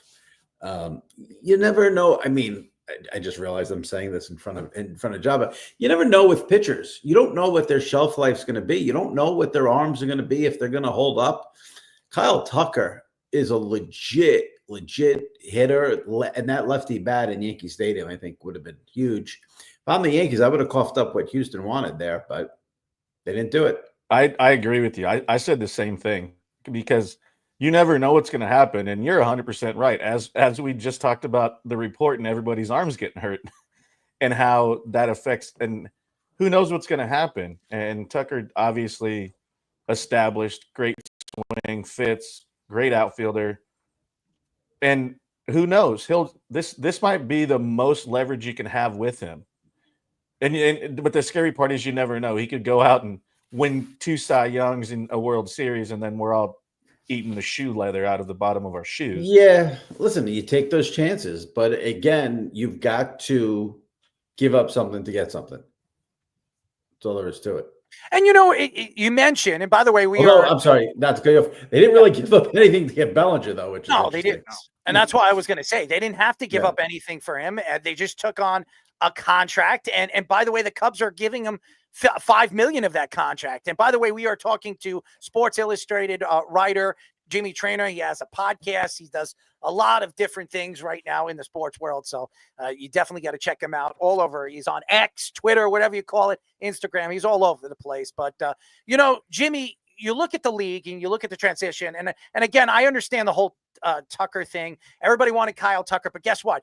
He's only there for 1 year. He's a free agent after this year. If the Yankees want Kyle Tucker, they don't have to give up much to get him. As a matter of fact, they don't have to give up anything next year to get Kyle Tucker. So, I mean, they still keep Luis Heel. But you look at what the Yankees did in the offseason, and again, going back to what they did after losing Juan Soto, is they added 3 pieces. A team that I believe one of the main reasons why they couldn't get over on the Dodgers is they didn't have enough depth. They didn't have enough depth in their bullpen because they had a lot of injuries, which the Yankees for years under Aaron Boone has had a tremendous amount of injuries in their bullpen. And as far as their lineup is concerned, the Yankees, when the Yankees were good in the 90s, they were good from 1 to 8, 1 and 1 to 9. They were a dominant force in that lineup, all the way from the top to the bottom. They're not that.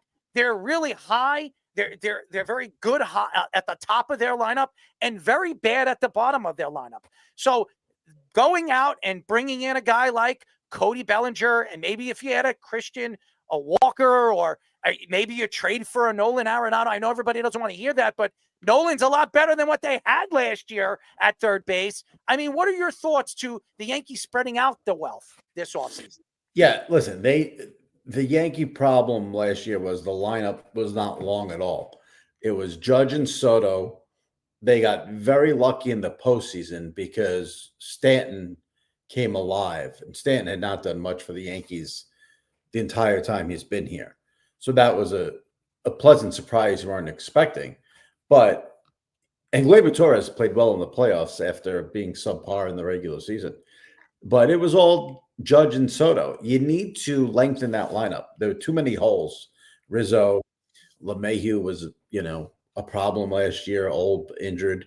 Third base was a problem. Torres during the regular season was not great. He was okay. So that's why I said Bellinger's a great pickup.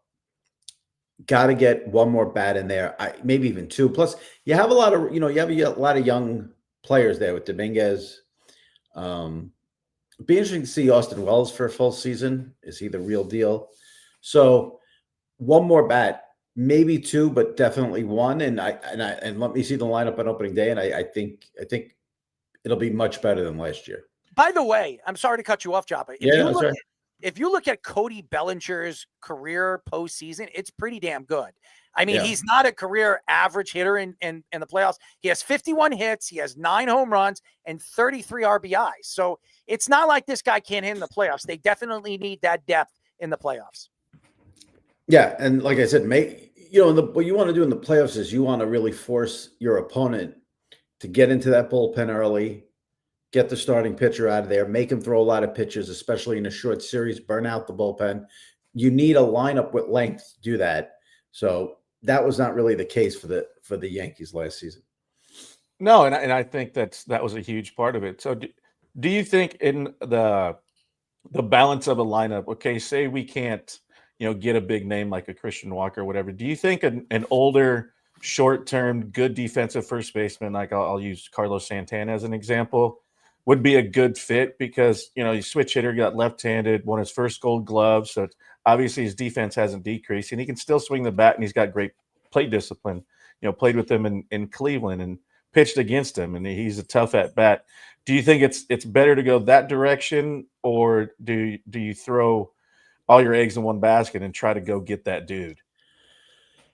I would have no problem with Carlos Santana for 1 year, but if you can get someone, listen, I should know the Yankee farm system a little better. Like, is there a first baseman down there at AAA? If there is, then yeah, Carlos Santana makes sense. If there isn't, try to get someone to play first base for the next 3, 4, 5 years if you can. Whether it's Walker, whether it's Santana, I'm almost at the point where, I mentioned Bregman. I don't care who it is. Just get me 2 more bats, because I think all those guys will be fine. And I think all those guys in a lineup with Judge and Bellinger will be just fine. Yeah, it'll give you depth and it'll lengthen it out. And, being able to have a little bit more at the back end of your lineup where it's not like, oh, once they get past 5 or 6, we're like, okay, let's hurry up and get this back so we got a chance to score. Yeah, I mean, if you remember, in the middle of the season last year, I mean, the Yankees lineup they were sending out lineups where like 5, 6, 7, 8, 9, or 6, 7, 8, 9 were just you didn't even know what was going on. It was so bad. I think it was like a week straight. It was a different lineup. Yeah. Well, that's always the case now. They got True. You play the same lineup 2 days in a row. Right. So I want to transition to some basketball. I see on your Twitter a lot, you were tweeting a lot about streaming services and like the impact of TV deals in sports. And basketball was one of the big ones that with the new TV deal, James Dolan was taking shots at it. So like, what are your thoughts to that whole kind of impact it has on both basketball and just sports in general? Well, listen, streaming is here. It's not going anywhere. It's the way of the future. Cable's being phased out. Everything's going to streaming. I think what's interesting is I think it's dangerous to lump all sports into one category. The NFL has proven that they can get an audience on streaming with Thursday Night Football on Amazon. They can have 2 games on Netflix on Christmas Day. But the NFL can get an audience anywhere, at any point, at any time. The NFL dominates and rules this country like nothing else. Is the NBA going to have an audience on Amazon next season? I'm not so sure. I mean, baseball is so desperate. They're selling games to Roku at 11 o'clock on Sunday morning. No one's watching that. Apple TV on Friday night. Nobody's watching that. So while streaming is the way of the future, without a doubt, these other sports like the NBA and Major League Baseball, I'd be careful about just thinking like, okay, we're going to go to streaming and get an audience just because the NFL did it. But the flip side for those sports, as we saw with the NBA deal with Amazon, is the streaming services, whether it's Amazon, Netflix, Apple, YouTube, have basically unlimited money to pay these sports to build up their programming and their content, which is what they want. So the streaming is great for every sport when it comes to money. When it comes to viewership, I don't know. When it comes to streaming in that aspect, like we look at all these gimmicky niche kind of, Jake Paul stuff. Do you think there's an avenue for that, like in a mainstream sport, or do you think that's more of like a niche market thing where, obviously, the WWE we just did, they did their live on Netflix today. And so do you think it's more of like a niche thing with those things? Or do you think like some of these mainstream sports, obviously other than NFL, will see the viewership, jump from where they're at to what it is now? I kind of feel like almost everything outside of maybe the NFL and college football is niche these days because we do live in a time because there's so many options where you can watch things that everything is available to everyone. You know, I remember when I was a kid, it used to be special to see a game of the week on whether it was NBC or even the Saturday Fox game because you didn't see teams regularly. But you can watch teams and players all anywhere you want at any time. And everything now is an event. You could go, like you said, it could be the hot dog eating contest. It could be, things like that. You mentioned Jake Paul. Everything is niche now because everything's available to everyone because of, on your phone, basically. That's so, even I feel like college basketball has become a niche sport. People care about it for 2 weeks out of the year because of their brackets. But outside of that, nobody cares about college basketball anymore. There's so many things out there. There's so many options for everyone. There's so much competition in sports and entertainment that almost everything's niche at this point. As everybody knows, we are talking to Sports Illustrated writer Jamie Traina. He works with the Yankees. He writes for the Yankees, NFL, NBA. Well, I don't write for the Yankees. I don't want to fake my resume. I don't. Okay. I'm a Yankee fan. You're a Yankee fan. There you go. Yeah. You're a Yankee fan. But to get back to what they're talking about, and especially with college sports, now the NCAA has this tournament, the 12-team tournament, which could open up many optional opportunities to make money because obviously the TV deals, sponsorships, advertisements, you see all these teams. Now every single baseball, hockey, basketball, football team have their own television channel. It's crazy. There's so much money being built through these organizations in these teams. But you look at stars like Caitlin Clark, who's now on the Time magazine, and she's become a big star for the WNBA, and she stands out for something. When you see what's going on in the WNBA and really just the complete hate on this young lady who has gone out there week in and week out, put the WNBA on her shoulders.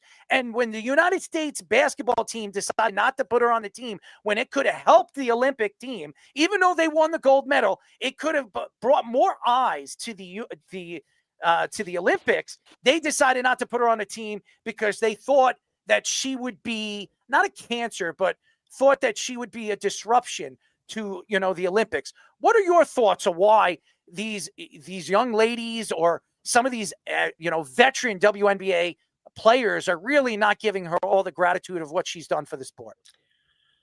I don't follow the WNBA, so I'm not sure. But you know the story. Here's what I know. This is what I know from someone who doesn't follow the WNBA. I do follow ratings and attendance, and I know that the ratings were one number and the attendance was one number before Caitlin Clark. And then I know that the ratings and the attendance went through the roof after Caitlin Clark. So to me, this is a very simple, not complicated story here. People in this country tuned in to watch Caitlin Clark and went to games because of Caitlin Clark. So now you say, okay, well, why did the players get pissed about that? I don't know if it's jealousy. I don't know if it's, it's jealousy. Why else would they have such an issue? Well, you've seen it's been an issue because of the comments that people are saying, like, one of the owners, she was like, well, why is it just her? It should be the WNBA and all the stuff they did. She's clueless. Yeah, she's clueless. Yeah. Like, did you look at the numbers? Like, seriously? Cheryl Swoop, she was talking about, well, it should be, and I don't get political. I don't talk any of that garbage, but all of the black players that came before, like there was other good players before that it doesn't matter if they're white, black, purple, yellow. If they're a good basketball player, they're a good basketball player. Well, Cheryl Swoop's MVP season wasn't as good as Caitlin Clark's rookie year. And she wasn't even the MVP of the league either. That's the crazy. Like I said, I don't follow the WNBA, but I am sure that there were many, many, many great players before Caitlin Clark, but nobody watched them. So whatever reason, people watch her.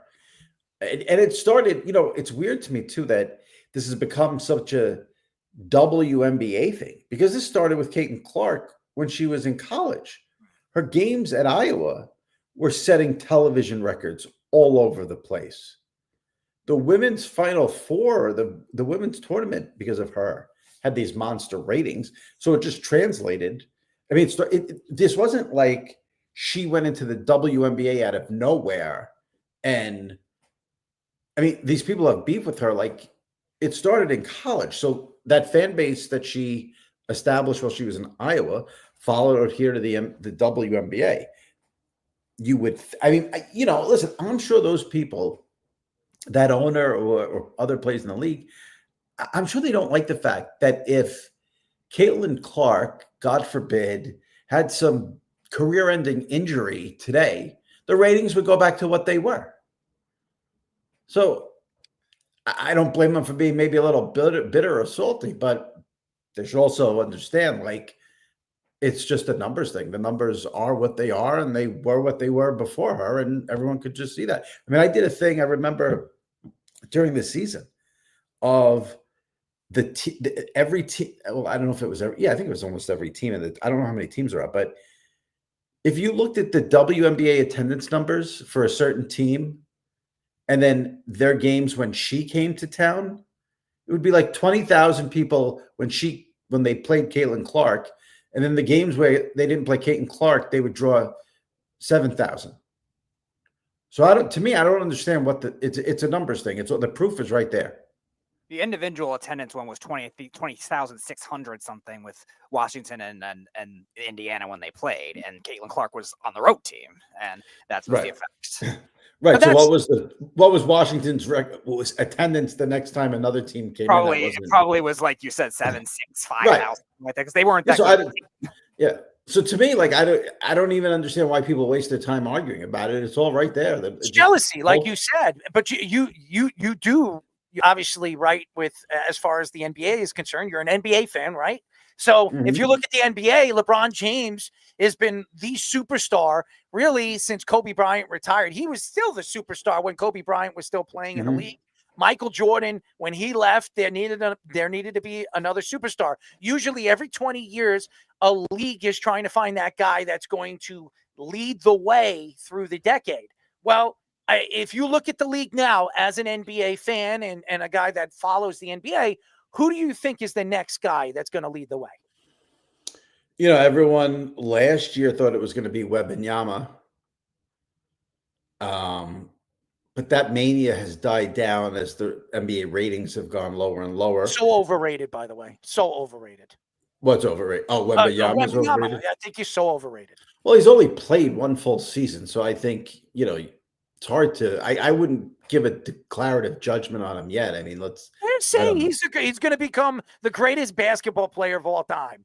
Well, no one's going to become Michael Jordan. I mean, that's not. Well, that's what they're saying. That's what they're saying. If you go around the NBA and the league and say, "Oh, this guy is 7'6", he could shoot, he could dribble, he could do everything. Give me a break." And what has he done in a year? He hasn't done that much. He had 1 50-point game. Ooh, wow, unbelievable. Come on, it's ridiculous. He'll never be Michael Jordan. I don't even know if he's Wilt Chamberlain. Okay, so it's just ridiculous. He could be another Yao Ming. Yeah, well, listen, no one should get pinned with the label they're going to be the next Michael Jordan, because it's not happening. There was only one, there's only going to be one. So that's, and to compare a guy who's whatever he is, 7 foot, whatever, to a guard. 7'5", yeah. And that makes no sense either. I mean, that's just stupid. But again, I don't, he's been in the league 1 year. Let me see what the guy does. I'm not ready to write him off. But the league, they have Giannis, Anthony Edwards in Minnesota, Jason Tatum. I mean, they have some players. I don't think those players have sort of the star quality persona, likability of Steph Curry, LeBron, and the guys we've seen the last few years. Do you think that's a problem why ratings have been down this year? Because we're going to talk about that in a bit. Like they keep showing those teams, the Lakers, the Warriors, too much. I think as someone who's followed this for a long time and recovers this stuff, when the ratings are down, it's never for one reason. So I know everyone right now wants to find the reason. There's not one reason. There is the fact that LeBron and Curry are older and those teams now are not the superpowers. I know people like to act like they don't like the superpowers. People like the superpowers. If you look at the NFL, the team that generates the highest ratings are the Chiefs right now because they're a superpower. So people can complain about LeBron and Curry and the Lakers and the Warriors, but that's what people like when those teams are at their peak. They're not at their peak right now. The other reason why ratings are down is because the players have made it more than clear they don't care about the regular season. They have load management. So if the players aren't going to care about the regular season, why should the fans care about the regular season? Plus, when you have these sports like the NBA and the NHL, and now baseball's doing it, where you're going to have half the league make the playoffs, the regular season is meaningless. The reason the NFL dominates this country is because you need to watch every game because there's only 17 games for each team. But in baseball, they play 162 games. In the NBA, they play 82 games. So if you miss a random game here and there, it's not the end of the world. So anyone who's going to compare the sports to the NFL, I always say it's just the stupidest thing. But here you go. If you look at it, the most popular players on social media in professional sports are basketball players. If you go, and we had this, me and Jabba were going back and forth and arguing. If you look at Shohei Ohtani right now has 8 million people that follow him on Instagram. If you look at the other players ahead of him, they're all NBA players, every one of them. So it's, to me, there's just so much stars in the NBA compared to the other sports. Why? Because obviously the shoe deals and the sponsorships and advertisement deals, they're all, if you watch every other commercial, there's an NBA player. The Subway commercial, you have a Car Hertz commercial, you have a farm, State Farm. They're all on those commercials. So obviously it brings superstars to the game. Well, they're also marketed in a better way in terms of the NBA has national games on ESPN and on TNT during the week. When they have those games, the players in those games are interviewed before the game. They're interviewed at halftime. They're interviewed after the game with, Chuck and Ernie and Kenny and Shaq. So we see those players. Can you guys remember one Shohei Ohtani interview from this season? No. Well, he also Can you remember one Aaron Judge interview from this season? No. Can you remember one Mookie Betts interview? No, because they're not shown on a national stage the way the NBA players are. Yeah, like this dog. Yeah, you're right. No, I think you're 100% right when it comes to during the week, because there are times when nothing's on and I'll see a basketball game and I'm like, yeah, I'll watch it. And mind you, I'm probably watching for the pregame, the halftime show, and after the game just to see what those four are going to say. Yeah. But yeah, you get to see before, the after, the during, and obviously with baseball in that context is you see them all the time and they have all these networks, and maybe you get the interviews, and I can remember interviews of all those guys you said, but it's on like a Fox Saturday game or something where it's national in that aspect. Right. The thing is, the baseball's become localized. Yes. Aaron Judge here in New York. Yeah, I've seen him do this, that, but across here in New York, if you want to tell me about something that, I don't know, who's a great player on like the, and Alex Bregman. Like Alex Bregman has no cachet in New York, but it's because but in Houston, he's, probably a god down there. Baseball is so localized. We know our local teams. That's what baseball is all about these days, whereas the NBA still has more national appeal. Now, you're going to tell me about the ratings, the Dodgers and the Yankees in the World Series. Yeah, that's a special case. But I'm talking about what you're talking about in terms of knowing players and superstars and their social media following. It's funny. You said that, and there was I think a joke that was made a couple of years ago, and they said that if LeBron James was walking in Manhattan, everybody would run to him. But if Mike Trout was walking in Manhattan, nobody would know who the hell he was. Right. It would be Mike Trout, the best player in the world, and nobody would know it was him. Yep. So I would agree with you on that. I would absolutely agree with you. But I also think, I don't know, the players in baseball, I don't know, maybe it's because they play 162 games. Maybe it's because they're on the road so much. It's the marketing. They're not marketing right. But the players themselves don't seem to want to be marketed. I mean, Mike Trout goes out of his way to show you zero personality. He has no interest in being the face. What do you want baseball. him to do? That's what I'm saying, Jimmy. You can't. Okay. What do you want him to go dance in a skirt? Yeah. Hey, look, I'm Mike. No, I don't. No, I don't want him to do anything. My point is, he clearly has no personality, and that hurts. And LeBron James does. Errol just wants everyone And not to be LeBron Jazz James. Chisholm. Here, let me do what LeBron James does. Here, everybody. Here's my powder. I mean, come on. Well, you just made the whole point. I was just going to say You just that. made the That's whole exactly point. why. Right. What is that? I mean, seriously, nobody. It's something you know. It's something you know. I know what Aaron Judge does every single time he walks up on the field. What's that? He kisses. He kisses out in the outfield. He blows a kiss out every time he runs out in the field. Right, I've been to a couple of Yankee games. But you think a guy in Minnesota or in Kansas City knows what Aaron Judge is doing? If they're Aaron Judge fans, it's all about marketing. You know this, Jimmy. But you're not every NBA fan, no matter where they live, knows LeBron does the chalk toss.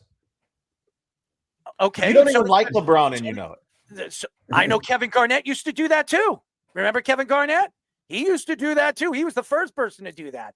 And Kobe Bryant used to put powder and do this and blow it. I mean, I'm a sports fan, so I'm not going to sit here and say, oh, you know, I look at things completely. It's all about marketing. We all know that. And what I've seen with the NBA and what the NBA players do is they market their products very well. And their sneakers, it's all about the sneaker deals. Michael Jordan and his mom were the first to really, you know, put it on point when it comes to a deal. If you sell one of my sneakers, I'm making profit off of it. It's not just a one-time deal. That's the difference when it comes to baseball. But the player also has to help out. Now, here's what I know. Okay, I love Aaron Judge. I'm a Yankee fan, so obviously he's my favorite Yankee. Mm-hmm. Aaron Judge, if I'm just going by what Aaron Judge has showed me, I've never met him, so I can't speak that, but I'm just going by what he showed me. He has zero personality. There's nothing there. Same thing with Mike Trout. They have zero. Mike Trout, zero. He's got less personality than Aaron Judge. How about Bryce Harper? He's got personality. But you need He's got personality. But here's the thing. I'm sorry to cut you off. All right, so you say personality. All right, that's what we're saying. Well, you have to be willing to show it, and you have to be willing to let the league market you. Exactly. So Nick Swisher had personality, right? Right? He's very a little too much, but yeah. He had personality, but he wasn't a star. Okay. So if you look at the league, and this is the problem right now, I think in the MLB, with all these different commercials that they have, their superstar players. Ohtani doesn't know how to speak English, so you see him in the New Balance commercial. Okay. But he's with other players. He's with other basketball players, tennis players. If baseball wants to be center stage again, if they want to be the biggest sport in the country, they have to have one of the biggest stars. So when these guys get called up and they're trying to make a name for himself, and they do, like a Jabba Chamberlain. The Yankees had Jabba when Jabba in 2000, what was it, 2008 or 2007, when Jabba got called up, Jabba was untouchable. Nobody could hit him. All right. So why didn't, with his charisma and what he does on the baseball field, instead of Mariano Rivera, when Mariano would strike you out from the side, he'd be like that. And there was no charisma there. If you had a guy like Jabba Chamberlain and you had that at the top, why would you do what you did to him in such a short time, where it could have given you the option that you could have promoted a personality like that? You could have brought in new fans, baseball fans, to the game. That's the problem right now, I think, in professional baseball. And the same thing goes in the NBA. Who was the first personality to come up in the NBA? Do you remember? What really took the NBA to the next level when it came to personalities? Oh, you mean like years ago? Years ago. Who was the guy that brought personality to the NBA? No clue. You don't remember? I'll give you a hint. He played in the 80s. Well, I mean, but a lot of people in the 80s had personality. Yes. Jordan, Barkley, even Larry Bird had a personality. Yes. Magic Johnson. That's who it was. It was Magic Johnson. Magic Johnson, when Magic Johnson became, now he came in the 70s, but when he became a superstar in the early 80s, Magic Johnson brought that pizzazz to the NBA. It's like, oh, I want to be Magic Johnson. And then he had his predecessor. He had Larry Bird, and then Michael Jordan came into the league. And then you had all these guys, the transitional players that was at, the Kevin McHale's and the Parishes and all these other guys. And then it came to the bad boys of the Detroit Pistons, Isaiah Thomas and Bill Laimbeer and Dennis Rodman. There were personality, okay? That was a hatred of the game. The NBA is not like that anymore, but guess what the NBA has done now? Now, the NBA lets these guys go out there and speak on the platform on whatever they want to talk about. Politics, the world, how flat's the earth?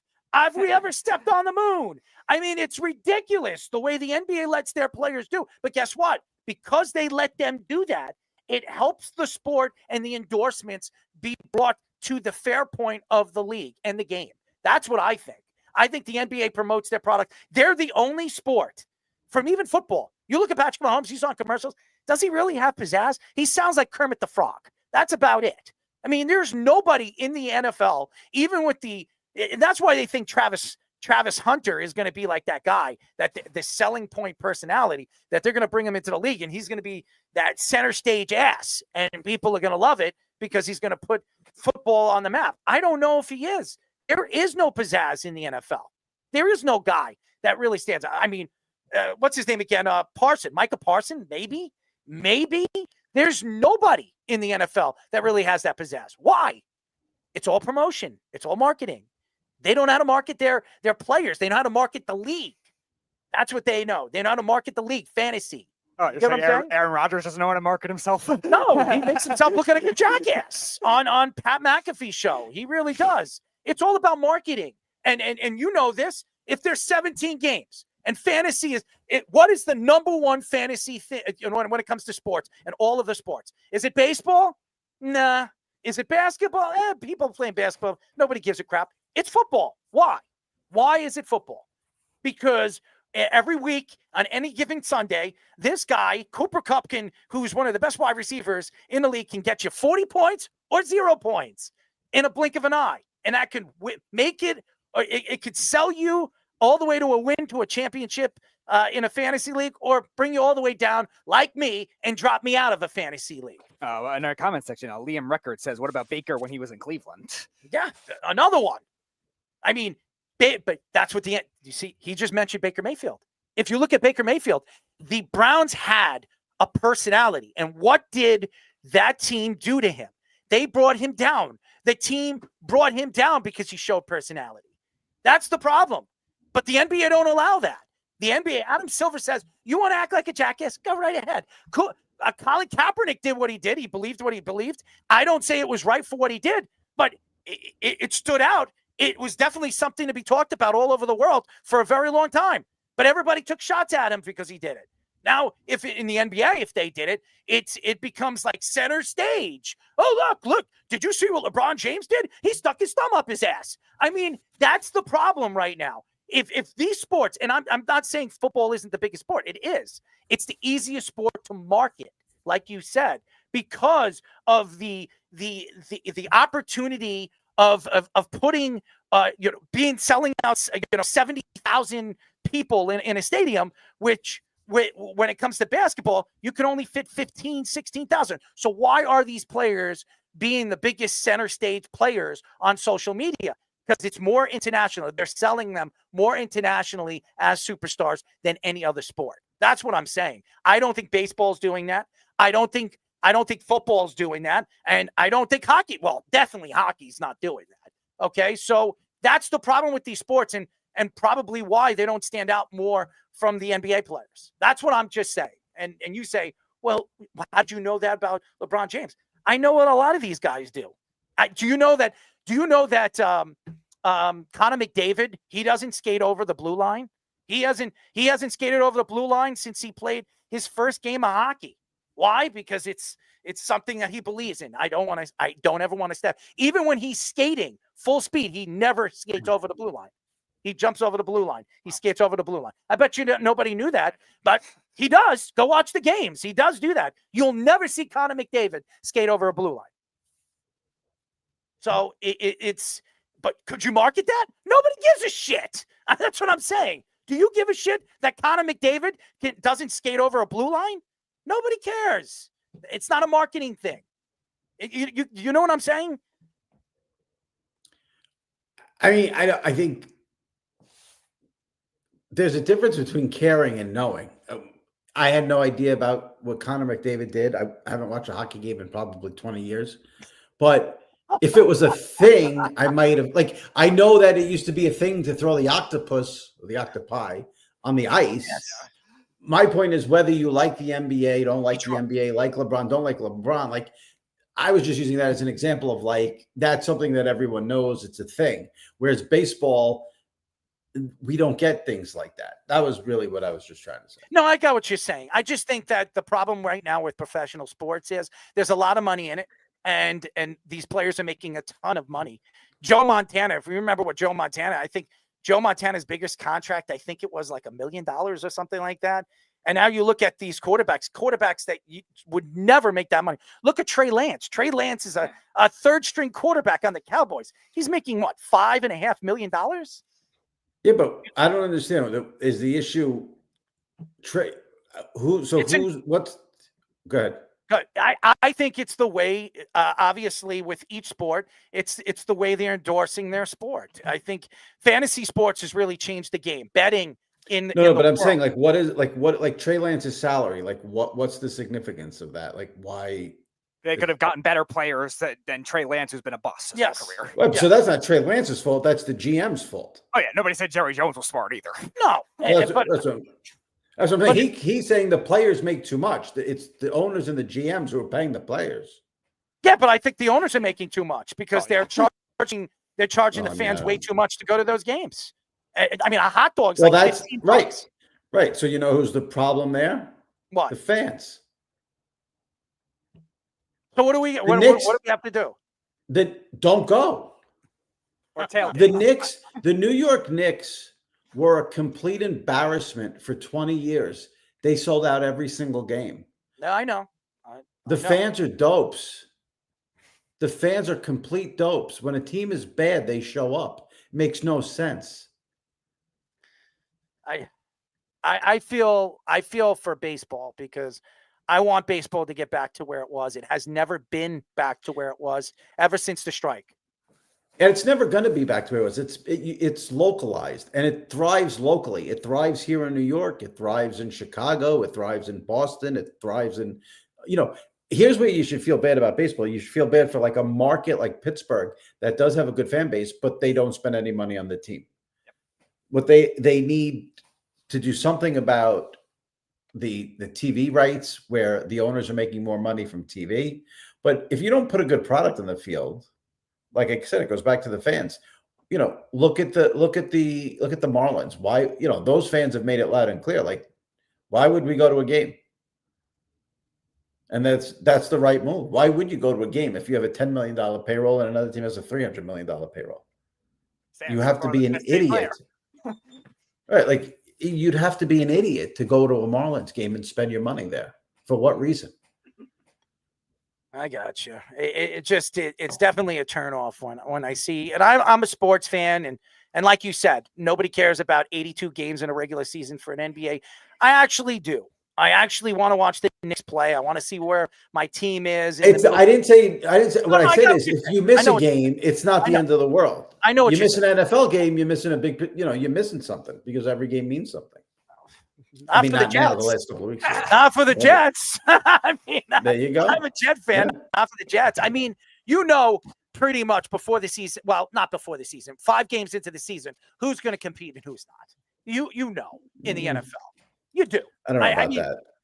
Okay, this year, if you look at the NFC this year, 5 games in, you didn't know who was going to be good and who wasn't.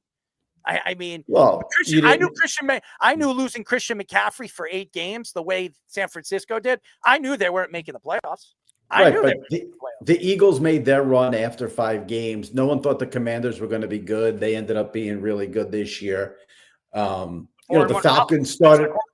Yeah, the Falcons started out strong. They collapsed. Look at who remembers Week 1. Remember week 1, the Saints beat the Cowboys like 50-0 or something like that. I mean, so The Cowboys and the Saints aren't making the playoffs, and I didn't think. I thought that the Cowboys are going to have problems making the playoffs because they didn't help Dak Prescott in the offseason and another wide receiver.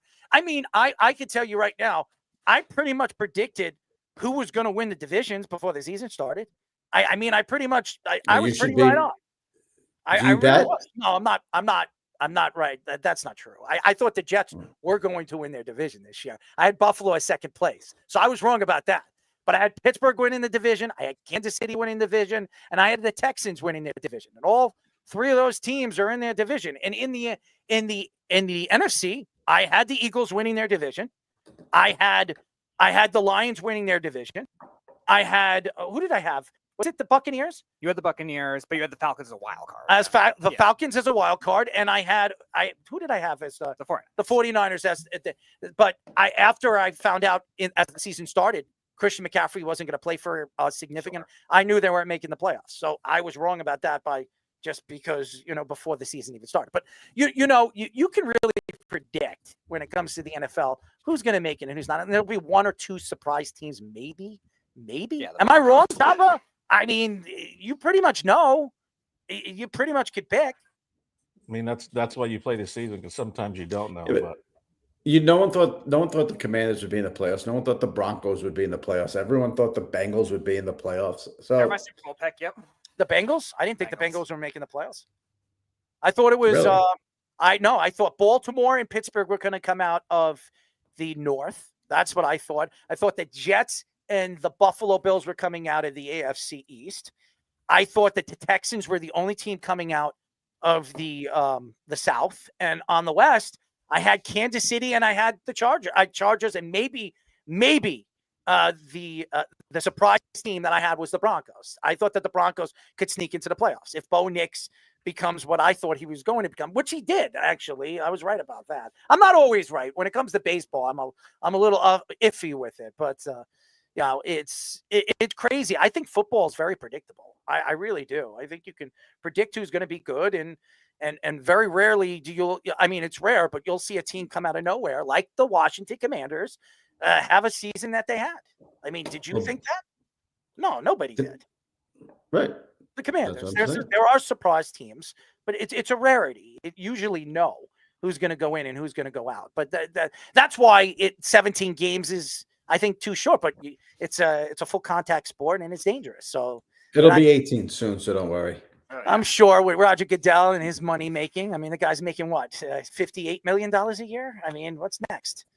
He'll be making $100 million a year before you know it with the ownerships. He's going to have he has his own jet, and he has all the benefits that covers him and his family for the rest of their lives. And he's got his extra pension for the pay the refs to help the Chiefs. That's true. Who'd win their 3rd Super Bowl in a row? Jimmy, we really appreciate the time. You're fantastic. Your podcast is great. I've actually checked out some of the takes that you've had, and you're doing such a great job right now. As far as as far as your podcast and all the stuff that you're putting out there, it's great content, by the way. Thanks a lot. Appreciate that. Thank you. Appreciate you guys having me on. Thanks, Job. Appreciate the invite. Yep. Thanks, buddy. Appreciate you. All right. Take it easy. Jimmy Traina, ladies and gentlemen, Sports Illustrated writer. We had the guy who's running Sports Illustrated right now. That is Mark Pattison. We've had on Mark Pattison, and Mark's been on a show. He does a lot of climbing, mountain climbing, and stuff like that. Listen, I think Jimmy is right in a lot of ways. I just think that I think baseball needs to find a better way of marketing their players. If your biggest superstar barely knows how to speak English, that's a problem. I mean, seriously, Juan Soto just got 16 years, the highest paid player in Major League history. I mean, sports history. He got $765 million for 15 years. And we're going to see more of that coming very, very soon. It's not deferred money, by the way. I mean, he barely knows how to speak English too. So it's a problem. And I think baseball needs to find, if they don't know how to speak English, you need to find a way to market those guys internationally better, so it can drive more fans to watch the game. I think it's a big problem. I really do. I don't know, Jabba. You don't think so? You don't think it's hurting baseball? I think it is. you have no idea the Japanese following. Like you only see I it on know. the surface. With all the reporters and everything that goes on with those guys. And truth be told, they do speak English.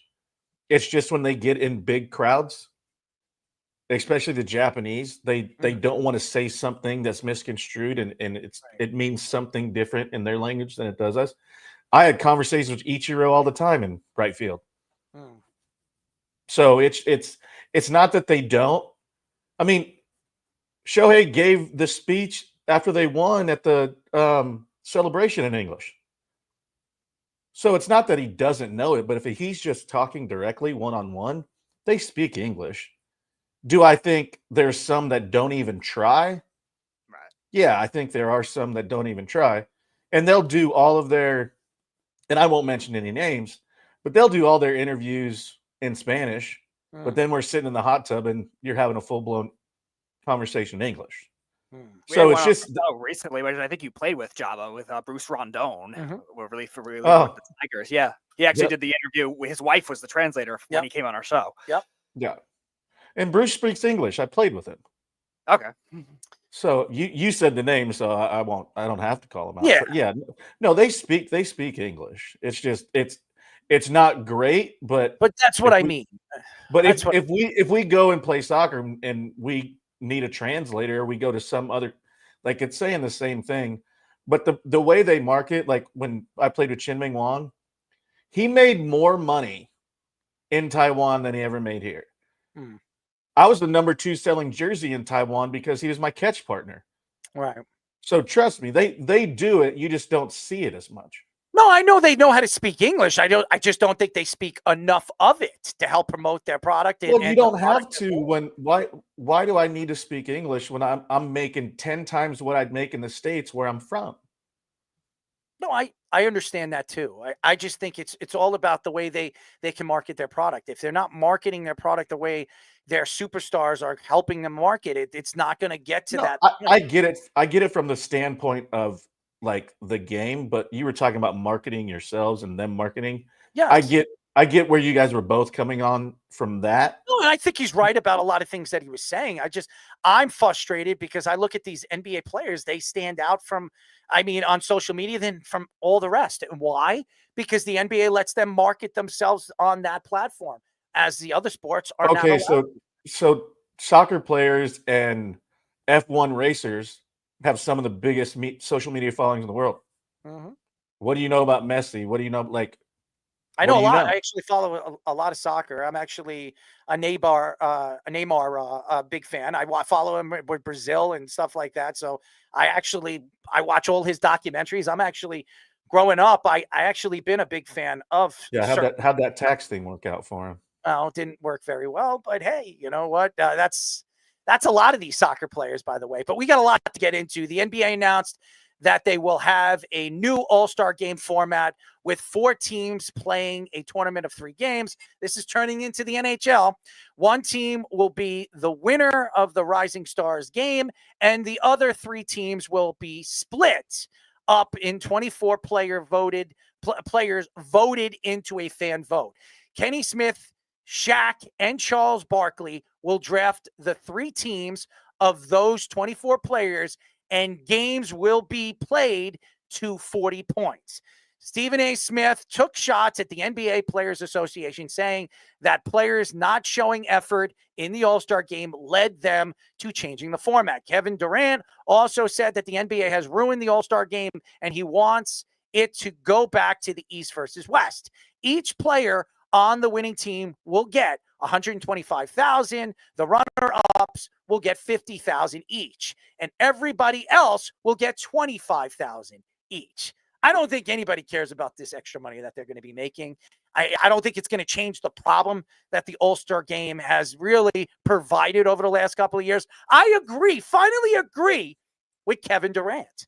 I think it should be East versus West. It's always been there. It's been around since the 70s and the 80s and the 90s. Why all of a sudden is the NBA changing it? Now, going back to what we were just talking about, The NBA likes to market jerseys. They like to market so many different things. If there are 4 different teams and 4 different jerseys and your favorite player is playing for that different colored jersey, what are you going to do? You're going to go out and buy the jersey, right? It's all about marketing. That's what the NBA is doing. It's all about money. Mucho dinero. And as far as Charles Barkley, Shaq, and Kenny Smith, they're obviously at the forefront with TNT. TNT has kept them on for at least another year, but I think their contracts are up at the end of the year. So I think they're going to be looking elsewhere for jobs. So the NBA wants to make sure that these guys stand very firm in front of the All-Star game. But again, Stephen A. Smith makes some good points. I think that the NBA right now has made a mockery of the All-Star game. The slam dunk contest has been absolutely putrid. I'm going to say this, and to be very, very nice. You have all these young superstars. All of them. And some of these guys are unbelievable dunkers, but they will not go into the slam dunk contest because they're afraid to getting embarrassed by the lesser guy. Okay? Zion Williamson is a great dunker. Ja Morant is sensational dunker. Why are they not in the slam dunk contest? And the reason why is they don't want to be embarrassed by their predecessor. I do believe that. Michael Jordan was never afraid of Gerald Wilkins. He was never afraid of him. Michael Jordan would go against anybody. For 3 years in the All-Star game slam dunk contest, he went against the best dunkers in the world. And it didn't matter who he was against. Gerald Wilkins wasn't afraid of Michael Jordan. That's what made those dunk contests so fun to watch. It's not like that anymore. It's a big problem. And again, going back to what the NBA is trying to do, it is going to bring in more money because they're going to be able to sell through those jersey sales and all the different things they're going to be doing in these games. The problem is, how does this help the game? How does this help make the players want to play in these All-Star games? $125,000 means nothing. $50,000 mean nothing to these players. That's pocket change. Kyrie Irving, I'm going to tell you guys a little funny story. Kyrie Irving, when he went on his on his way when he was playing for the Nets, he disappeared and he was hanging out on buses. Oh yeah. I want you guys to look back at this. He pulled out a wad of money, almost $65,000 that he carried around in his 2 pockets in his forefront. Do you really think that Kyrie Irving gives a crap if he's making $125,000 for a basketball game? Do you think he's going to go out there and play? He's not going to give a crap. They don't care. It doesn't matter on the change of the format. It's not going to make a difference. Yeah, it's not going to make a difference also because these players are all obsessed with load management now too. So trying to increase make it where they're going to increase effort because it's a shorter game, I don't think is going to make a difference. I think what it is the younger player is going to be the one that benefits more from this because they haven't gotten the big contracts yet. So eventually you're going to have all rising stars type thing. So I don't think it's really going to make a difference at that point. Like you're saying, the slam dunk contest. But there's not enough stars, Speedy. Well, yeah, that's the problem. So you're going to have a bunch of rising stars games instead of the popularity contest fan vote. Then these guys are not going to give the effort anyway. And like you said, the dunk contest, are not going to have that kind of thing, even though it would be funny for Ja Morant to join just for the irony of it, but it's never going to happen. So that's what you're going to end up with. And it's just going to get watered down. That's all anybody cares about. Yeah, it's going to get to the point like the NFL is with the Pro Bowl where nobody's going to want to play at all. Yeah, I think it waters it down. I mean, I think if you look back at what they did to change the MLB All-Star game, where now, it used to be whoever wins that game got home field advantage for the World Series. And so I think, taking that away obviously was huge because you had guys not playing in it, whatever, this, that, and another thing. But I think it just waters it down because, the slam dunk contest has been garbage since Zach LaVine and Aaron Gordon. That was the last really, really good one, I personally. But when you look at it, like, what do they care for this extra money, and why do I even want to play? Like, I don't want to take a chance of getting hurt. It's going to be garbage anyways. And why not go back to what it was? And, Durant came out with his comments and he's like, I absolutely hate it. And, he said East versus West. I get change is sometimes necessary in the game, but it's been the same concept for, probably going back to 60s or 70s. They've added a couple things here and there, but the concept as a whole has been the same thing. So I don't know why, you want to change it to a completely different aspect. I get like the Pro Bowl, like I don't even mind the Pro Bowl now because it's actually entertaining to watch because the guys will actually do it because it's not the risk of getting blown up or hurting something, or obviously you're still playing, and now it's like you get Joe Blow to play in it. Baseball, you still get the guys to play, and the games are very tight. The All-Star games in baseball have been very, very good. Probably them and hockey are the best. Baseball. I love hockey too, in the aspect of like the skills challenge, and I can't do that on my own 2 feet, let alone on skates, to see what those guys do and how hard they shoot the puck. So I think it's great, but I think this is an absolute travesty. As a sports fan, I think it's an absolute travesty. Speaking of sponsors, ladies and gentlemen, we are sponsored by Ice Shaker. It's beautiful. It's wonderful. Founded by former NFL fullback Chris Gronkowski, Ice Shaker was developed with one goal in mind: to help people live an active and healthy lifestyle by providing them with an ultimate drinking vessel for their nutrition and hydration needs. Ladies and gentlemen, if you go to iceshaker.com and buy 2 Flex bottles, you get 2 absolutely free. Check out this sale and our new Star Wars and Marvel products by going to iceshaker.com and clicking the link on the top of the page. ESPN's Tim Bontemps reports that the NBA executives are looking into why there has been a record-setting amount of three-pointers attempts this season. The Celtics are averaging 51.1 three-pointer attempts per game, which would break the current NBA record by almost 6 shots attempts.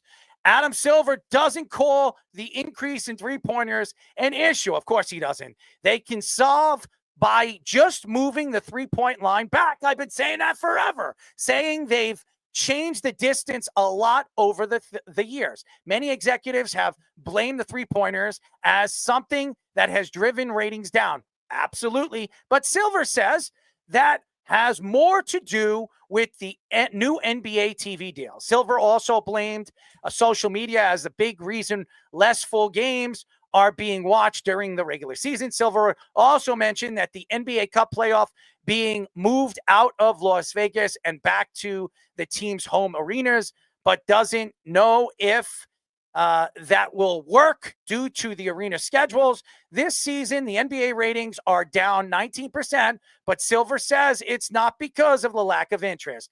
What is he on, man? Bring the other guys in. What is he on? Is he lost his damn friggin' mind? Honestly, Adam Silver is the biggest idiot I have ever met in professional sports. He knows how to market, because I'm going to tell you why he knows how to market. Because he understands what the players want. And as long as the players want it, by all means, you can have it. The ownership means nothing in the NBA. If they're racist or they do something, they can lose their team. We've seen two teams get rid of their owners with a blink of an eye. Were they right for what they did? Absolutely not. But how do you force an owner to sell their team? Why? Because the players won't play for them. That's a big bunch of crap. As far as I'm concerned, this three-point shot has ruined the game. It's ruined the game. 51 shots a game by the Celtics. It's a mockery. We might as well all shoot three-pointers. If you hit half of them, you're going to score 100. It's ridiculous. It's embarrassing for the league. Adam Silver does not understand the game very, very well, because if he understood the game, he would know that pushing the NBA three-point shot back would make the game better, because not everybody's going to be chucking up these threes because they know they don't have a chance of hitting them. And as far as I'm concerned with the TV deals, it has nothing to do with the TV deals. I'm going to tell you why. Because no matter what, if you're a fan of a team, they're going to watch it. That's it. If you're playing fantasy and you're playing fantasy sports, you're going to watch it. It's all about money. Mucho dinero. Betting on a line, money line, or whatever the hell you're betting on. How many points they score, how many assists, how many rebounds they have. You're going to watch the game. As far as I'm concerned, right now, that NBA Cup is a bunch of crap. I've said it. That's why it was my deuce of the day last week. It's garbage. It doesn't help the league. It'll never help the league. And as far as I'm concerned with attendance, lower the prices of cost when you're going to a game. How could you go to a basketball game and pay $400 to sit in the nosebleeds? Yay, morons. $356 to go sit in the nosebleeds to watch the Knicks and the Celtics. What a joke. And the NBA and Adam Silver, please go to Disney, go somewhere and be an executive somewhere else. You're an absolute joke. You've ruined the game of basketball because you've handed it over to the players and you've handed it over to LeBron friggin' James. Yeah, and again, it's one of those things that I'm gonna have a heart attack. Yeah, you can't really blame like a TV package that you came out with. Like you didn't have to do that. You could have just kept it going or tried to improve it for, like we were talking about with Jimmy, for local markets. And James Dolan actually being right about something. Maybe you could try to improve it for that kind of thing. You're gonna blame your own TV ratings. You're gonna blame your own NBA Cup for not getting the viewership and not getting the guys to go over to Las Vegas, where basketball is probably not a primary thing over there because it's a tourist attraction for gamblers and shows and stuff like that. Like, okay, you want to put it back in your the other arenas, but then you have to make it harder for the players to travel. So like you're blaming all these other things, and then you're saying, okay, the 3-pointers are not the problem. Okay, yeah, players are developed for that kind of thing. Maybe you could try pushing it back to make that kind of move work. You're not going to be able to change a whole strategy, obviously, because you're not going to say, okay, the NBA teams are only allowed to shoot this many 3-pointers a game. You're not going to be able to do that and have just like a limit. But still, that probably is the only way to do it, is to move guys back. But you're not going to change the development of that now. But to blame everything else, yeah, you really look bad. Yeah, what are you going to try and make this rock and jock? Like, oh, this is now going to be a 4-pointer because it's this far out. But when he talks about it and he's like, well, ratings are down. Well, obviously, because all this load management stuff. And why do I want to go sit there and pay this crazy amount of money to watch a 136 to 128 game? What's the point? I'm not watching anything but a glorified pickup game with some really good basketball players. I mean, that's really what it is in the regular season. And then you obviously go into the postseason and you see how the game changes. So, yeah, it's no wonder. And you think all of these things are going to change anything and make it better for the sport? I don't. He's definitely smoking something, and I don't want any of it. He's smoking profits. They're making money hand over fist over there. And I just commented on what you guys were saying before about the marketing. They just do it better. I mean, it's a little easier in basketball. Fewer guys on the court, and they're visible all the time, and their faces are on the screen. Probably more than any of the other sports. Not covered up by a helmet or anything like that either. I just do think that they just do a great job of marketing, like you were saying, Errol.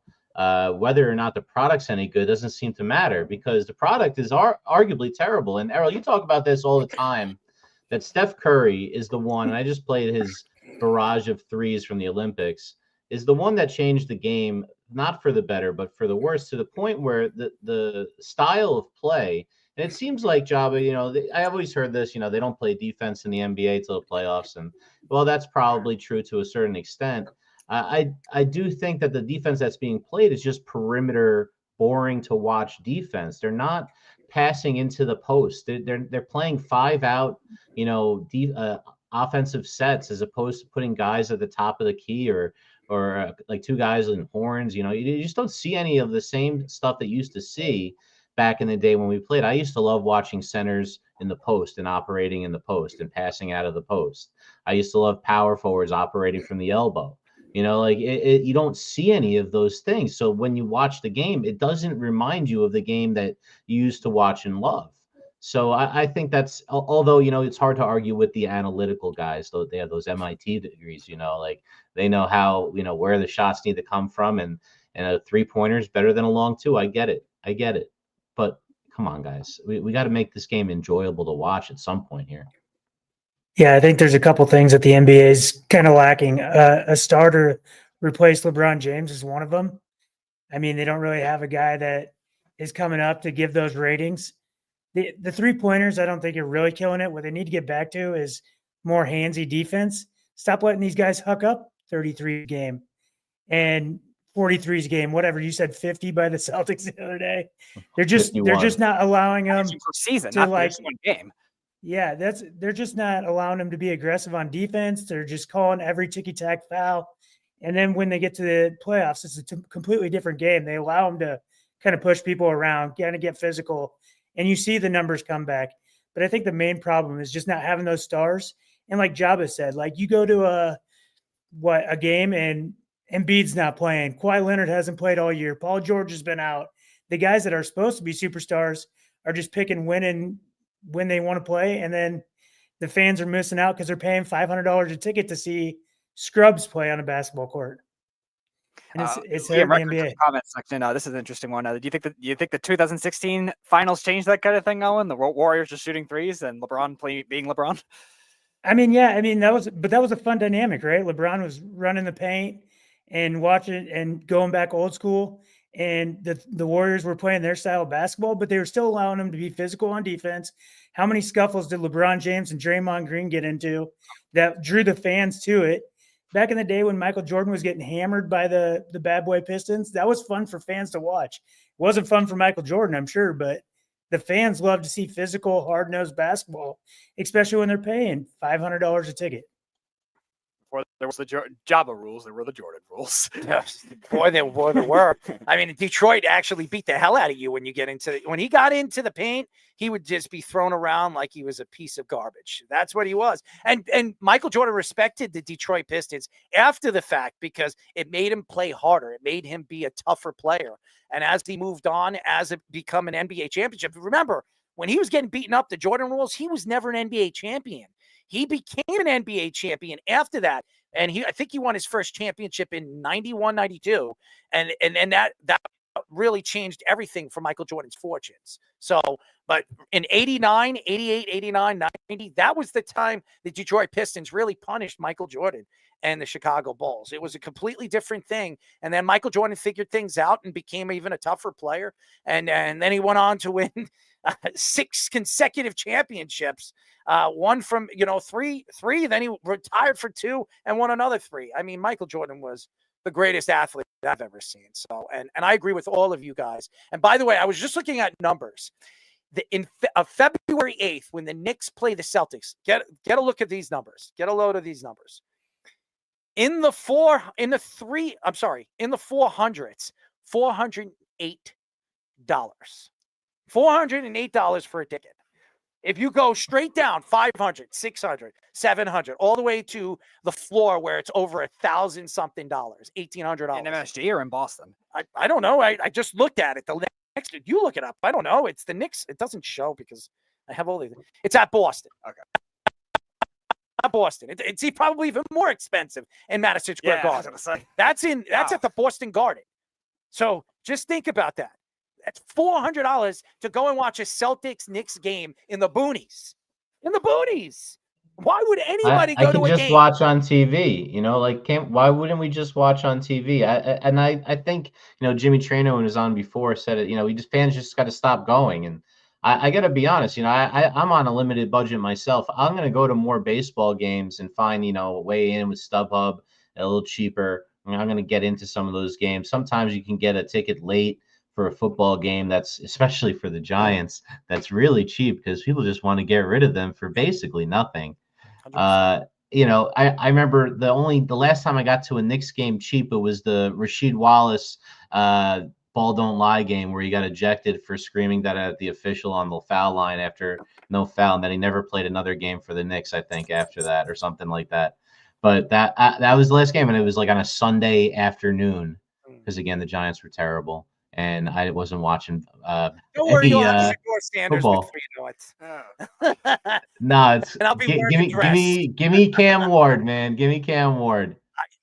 I would agree with you. I wish you nothing but the best, but I think Shedeur. Don't worry. The Giants are gonna win 2 of the last 3 games to end up with 8th pick. This is what we do. We're great at this. Every year. It's a time-tested tradition. You heard it here first. You're speaking about the Jets. 2 of the last 3. The Jets are the Giants should just bring back Kenny Golladay on a 1-day contract just to catch a touchdown against the Eagles. How about we just take Job out of retirement? Tough. All right, ladies and gentlemen, we're off to a new topic of the day for Pound for Pound. This is Pound for Pound. I'm coming for you. I was going to rip his heart out. I'm the best ever. I'm the most brutal of Michigan, most ruthless champion there's ever been. And I'm just ferocious. I want your heart. I want to eat his children. All right, ladies and gentlemen, our pound for pound topic of the day. What is it? Top 5 athletes of 2024. All right, Jabba, give us your 5.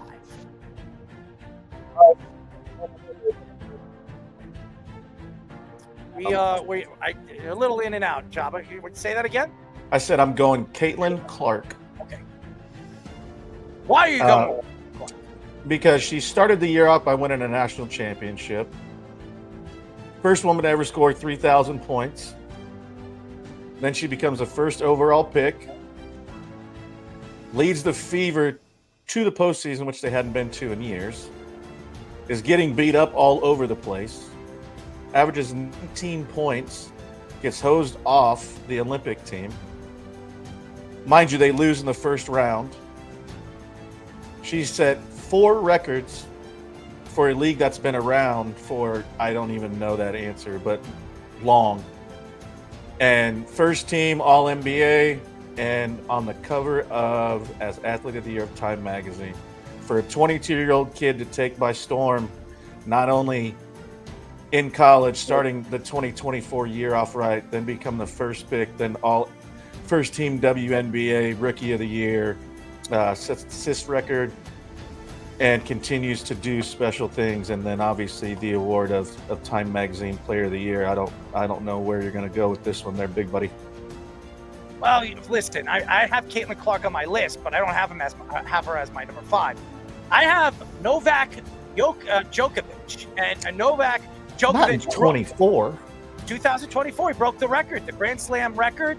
He became the highest Grand Slam winner of all time. 2024. Won a gold medal. I'm a tennis guy. I get it. Won a gold medal this past year for the Olympics. Really, obviously, for Serbia. What was this? His second or third gold medal he's won in the Olympics. I mean, illustrious career. Just unbelievable what he's done in his career. When you talk about guys like Nadal and all the great, and Rafa Nadal and who was the other one? Roger Federer, Pete Sampras, Andre Agassi, all these great tennis players of art, from the 80s, the 70s. It just, when you look at the stand and what great tennis has been over the last couple of years, you would have never thought that Novak Djokovic would be the guy that's leading the way. I believe this guy not only will go down as the greatest tennis player of all time, one of the greatest athletes of all time when he walks away from the game.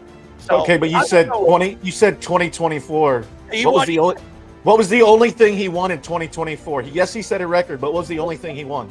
A gold medal. That was it. But here's what I'm going to say. But when he won this year, in the beginning of the year, he won his last championship, which made him the champion, made him the Grand Slam champion. So I'm going to go with, he's my 5th guy. Caitlin Clark is a little bit down. I wouldn't put Caitlin Clark as my 5th, okay, because she's done a lot more than 5. I'm going to go with Novak Djokovic because he broke the Grand Slam record in the beginning of the year and became the greatest men's tennis player of all time. That's the only reason why I'm going with Djokovic as my number 5. That's the only reason why. But I have Caitlin Clark a little bit early. All right, Speedy, vote on it. So I have to vote on number 1 versus number 5. I mean, that's kind of tough as it is, but no, their takes. I'm going to give pound for pound. I'm going to give it to Jabba. Other. I'm going to give it to Jabba just because I think he's clear. All right. Jabba, your next one. I'm going to go Katie Ledecky. Has been in the Olympics since 2012. She has the most individual titles in the Olympics and the World Championships. She has 16 as a female swimmer. She's been Swimmer of the Year 5 times. One of the most decorated Olympic athletes of all time, and probably the most decorated women's swimmer of all time. She has a total of 30 total in her career, and she's been in the Olympics since 2012. She has not missed one. And the aspect of her longevity, what she's doing at this age, and still, having 26 overall medals in the World Championships, not even including the Olympics. In her first Olympic Games when she was 15 years old, has 7 world records, and just seeing what she's done at this age since she's literally been, since 2012 is an absolute crazy thing to think about. And I just think it's something special because people don't understand how hard swimming is, and she does it in multiple events, and she's done it for multiple years. And it's impressive to see, and I love swimming because it's so dang hard, and how she's been good for so long is pretty impressive to me.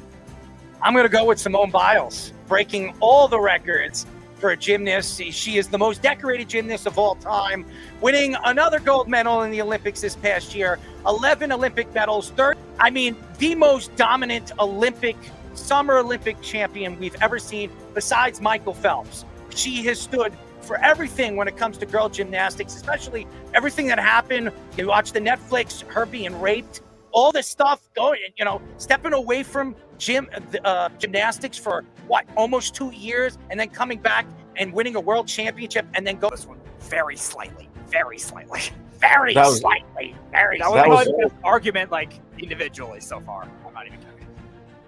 Yeah, and I kind of was wondering when you said athlete of 24, but we've both taken their careers into aspects. So yep, but she also won a couple gold medals at the Olympics, and she won a world championship. By the way, she stepped away. And she also stepped away for almost 2 years for the. Yeah, she had that mental deal and a bunch of other stuff. So she lost her aunt and everything, and she came back and. All right, Speedy. Yep. So you made your decision. It's tied 1-1. Slightly. All right, tied 1-1. Jabba, next one. All right, I am going to go. I was going to use Simone Biles, but I'm going to go Messi at 3. And interesting fact, and I'm not a huge soccer fan, but you follow the big names and whatever. And interesting to see what he's done since he signed with MLS. He signed a 2.5-year deal and has broken all kinds of records. He was also Time Athlete of the Year as well, but he broke all the records for most assists in a single MLS game as long as the MLS has been around, and was literally only a year and a half in.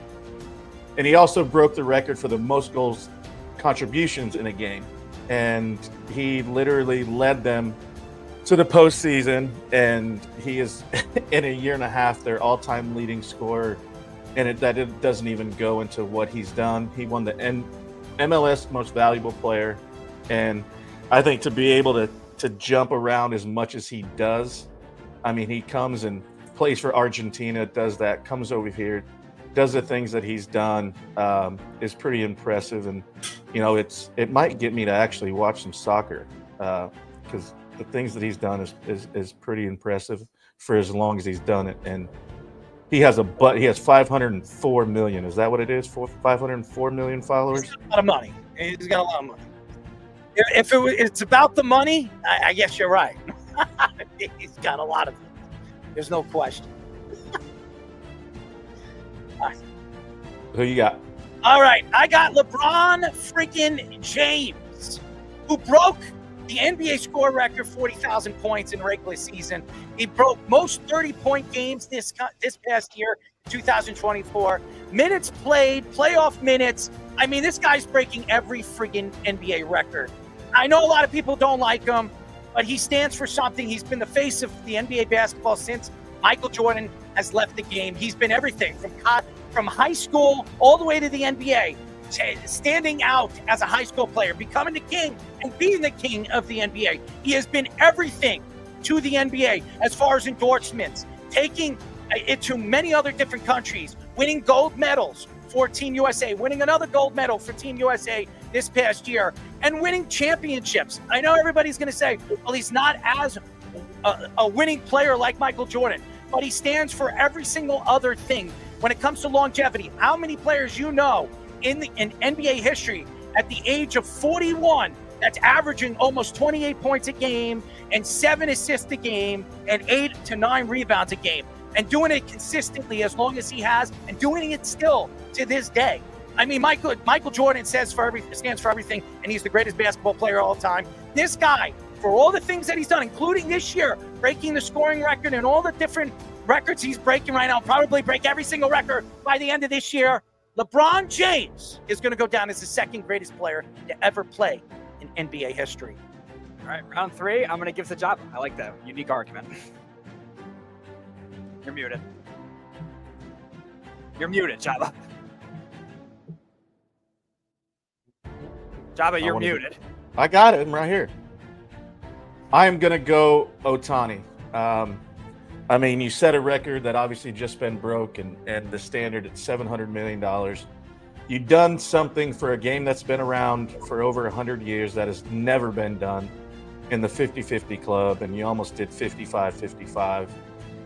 You play two ways. Obviously, he was hurt. He has come in and he has changed the game. He has literally had the game change rules because of one person. And when you can change the dynamic of a game by how good you are, it doesn't happen. I mean, Simone Biles is a great example. She is now routines named after her because nobody else can do them.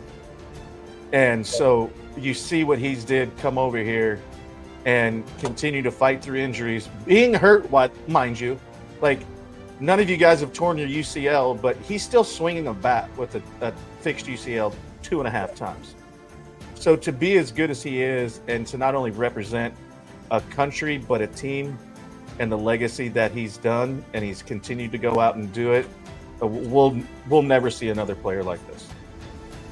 I'm going to go with Aaron Judge, who batted .322, 58 home runs, 144 RBIs, and 180 hits for the New York Yankees. Stands as the captain, took over as the captain for the New York Yankees. Not many captains in Yankee history, and he stands for everything for the Yankees. We talk about what he has done for baseball. Well, how many players in baseball history has done what Aaron Judge has done in a 5 to 6 year span? He's going to break 500 home runs. This year, he broke 58 home runs. He led the league in almost every single statistic.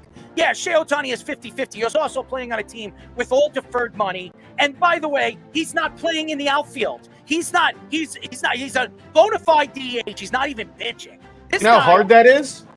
Oh, yeah, it's real hard being a bona fide DH. This guy is playing center field. He's playing out of position. He's playing center field for the New York Yankees. Didn't have one error until the World Series. And again, has been the face of the New York Yankees. Shohei Ohtani was not the only face of the Dodgers. And a matter of fact, what did Shohei Ohtani really do in the World Series? Nothing. Okay? What did Aaron Judge do? Nothing. But again, if I'm looking at and who won? If you're looking at the seasons, who had a better season, I'm going Aaron Judge. 322, 58 home runs, 144 RBIs for the New York Yankees, being the cleanup and everything to the New York Yankees. And by the way, yeah, Soto was on a team, but when Soto was out for 2 weeks, this guy hit 6 home runs in those 2 weeks that he was out. It's Aaron Judge, because he plays outfield. He plays every day in the outfield and played over 140 games out there, and he was hitting and doing the things on the baseball field. It is Aaron Judge. All right, I'm going to give this one to Jabba as well. All right, I guess you could do your fifth. Why do you feel that way? I don't. I want to hear why you feel that way. I like the international push, like we were talking about with Jimmy before. I think that's a good part of the argument. The international push? What do you mean the international push? Jabba was talking about international. And what is Aaron Judge internationally? Nothing. Nothing compared to Shohei. I disagree. But okay. Oh, so I disagree. The only reason if Aaron Judge was doing this on a different team, I disagree. Nobody would know. He plays in the outfield. This guy is a DH. You've never played with Japanese guys, so you wouldn't know. That's fine. He's a DH. He's a bona fide DH this year. Aaron Judge played in the outfield. Yeah, because he blew his elbow out. I'm still taking the guy that's playing both positions. I'll take the guy that's going to get you 13 wins and still hit 310 with 50. 310 and 50. I'm going with 322, 58. And 145, and it's a bona fide. Okay, so if fielders playing center field. If he won 11 or 12 games on the bump this year too, you have no argument to hold there. But he's not. He wasn't on the bump. He wasn't he's on the done it bubble. already. This guy, but we're talking about 2000. We're talking about 2024, not what he's done every single year. You referred to Judge and what he's done in 4 or 5 years. I thought this was 2024. All right, and if you look at his numbers and playing in the outfield, I'm going with Aaron Judge. The guy played. This is interesting. This was a lightning rebuttal round. Speedy, do you decide to amend your previous decision after you've heard Errol's comeback? Go on to the next. I don't. He does not. It is a tie, 2-2, down to the last one, Jabba. No, Jabba's 3-1. No, Jabba's up 3-1. Oh, Jabba's 3-1, so it's clinched. Right now. So Jabba's going to win, but let's hear what your last one was. I'm curious. Mine is Scotty Scheffler. Oh, okay. Ooh. And for the mere fact that nobody has done what he's done since the greatest golfer ever in 2007, and that's Tiger Woods. He is Player of the Year 3 times, and the only other player to do that is Tiger. He is the only other player to ever win more than 7, and he won 9 with 2 majors and a gold medal. He's held the #1 golf ranking for over 100 weeks. And he literally just continues to get better, and he doesn't have an ego. He doesn't have anything, and nobody has done what he has done since Tiger Woods in 2007. And to say that with all the great golfers that have come around and the consistency that he has had to win Player of the Year. He won the FedEx Cup this year, cool 25 schmills in his pocket. And to see what he has done and has come back and, first back-to-back winner in the Open Championship since Owen probably knows that answer. But, yeah, there's so many things about his year from the Olympics to 9 wins, 2 majors, the FedEx Cup, Player of the Year. It's just, for me, it was a complete domination of golf, and he was as close to Tiger Woods as, you're playing for second. Mine is Caitlin Clark and what she's done being on the Times Magazine, averaging first-time All-Star, 2024 All-Star champion, Rookie of the Year, 2024 All-Rookie player, 2024 All-WNBA player, averaged 19 points, 5 rebounds, and 4 assists, average her field goal percentage over 41, first rookie to do that in WNBA history, 3-point shot was over 34%. Caitlin Clark really took the WNBA by storm, really stood out for everything for women's sports, and really took the WNBA to another level. As the WNBA got $1 billion contract that helped their contract, helping these players actually make money on and off the field, on and off the court for many, many years to come. And by the way, a lot of these girls that are making the money that they've made over the last couple of years are going to make more money in the future, where they don't have to go overseas. They're not going to have to do other things, get away from their families and go to Spain and go to France or wherever the hell they have to go to earn money. With Caitlin Clark and what she's done for the WNBA, we're never going to see something like this again for women's sports. She's been everything for women's sports. And moving forward, one of the highest paid jersey deals right now, 10th in all jerseys in professional sports around the world, 10th out of hockey, basketball, football, tennis, every single thing, soccer, every single sport. She has the 10th leading jersey in the world. Okay, so she stands for everything. You go to a bar right now, you're going to see a Caitlin Clark jersey. You'll probably see a Caitlin Clark jersey now more than a Steph Curry jersey, believe it or not. I'm going with Caitlin Clark as my #1 athlete of the year. All righty. Very interesting. Reno Johnny in our private chat. The league still lost $40 million. Primarily, yeah, but it still helped Caitlin Clark the ratings, though. Yeah, no, I was at a WNBA game, Johnny. The Caitlin Clark jerseys were still there, and it wasn't even her team. So, yeah, that's, I guess, pound for pound. Jabba, you win this one. Mm-hmm. Who won that one? No, you won that one, but Jabba already won the whole thing. Mm-hmm. I disagree with the Aaron Judge or the Ohtani one, but that's just my opinion. I'm going to argue that to the end. How does a guy who only plays a DH position this year over a guy that plays the outfield over 148 games this year? That doesn't make any sense. I disagree. And what the numbers that Aaron Judge had this year is absolutely remarkable. How many players? The last player to have the numbers that Aaron Judge had was Babe Ruth. Okay, Babe friggin' Ruth. Ohtani did something nobody's ever done. stealing bases, when bases are this big, Lose okay, track like of $28 million. pizza box, give me a break. I'm sorry.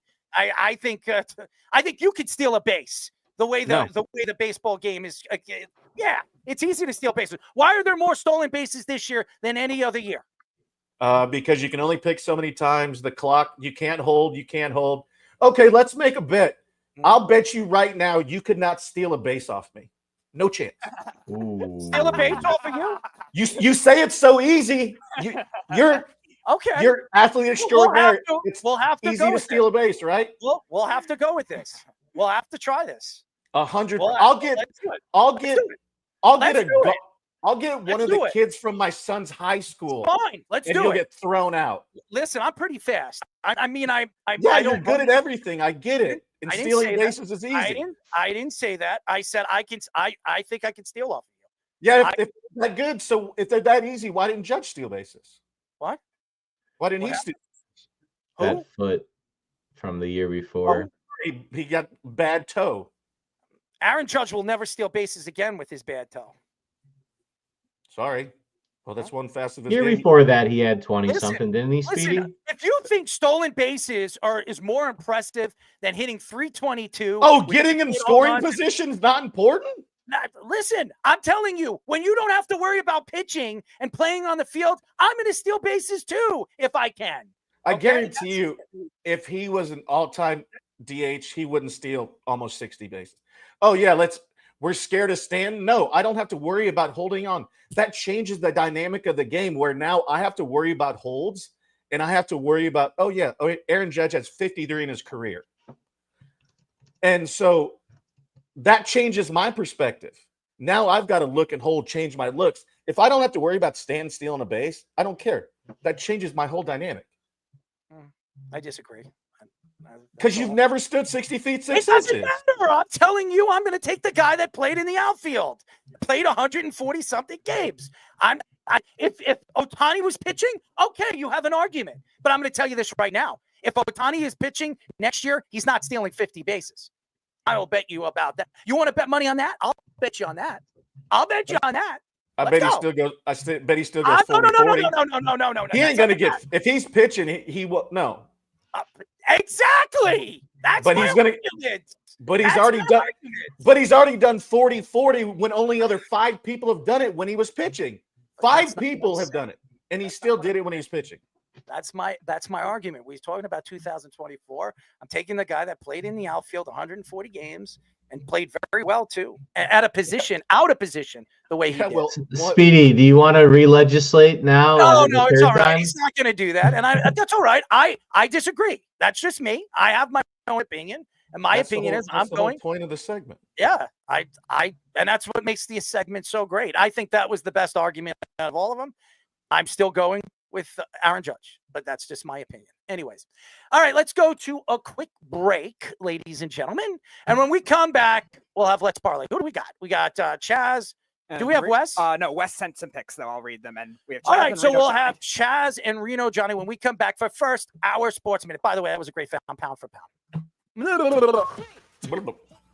This is the Jabba and the Mouth Sports Minute. All right. That is correct. I'm the Nan Scoops for the Sports Minute. Get back the boys on for Let's Parlay in the NFL. The 49ers are regretting signing linebacker Devondre Campbell after refusing and leaving the Rams mid-game. Coach Kyle Shanahan said that the team made a mistake and NFL news: the Buccaneers' Baker Mayfield did not practice today with a knee injury, and as the Bucs are buying for the Cowboys matchup. And finishing it up, the Jets QB Aaron Rodgers said that he would mentor the hell out of a rookie quarterback if the team decided to draft a QB. Rodgers is looking forward to it, likely confirming he will stick around for next season. And for Scoops' scores over in the NHL, the Panthers have a 1-0 lead over the Wild in the NHL, while the Canucks and Utah Hockey Club are tied at 0 apiece, with the Jets and Ducks also 0 on the board in the first period. And that is all the time I have for you guys. So here are the boys for Let's Parlay.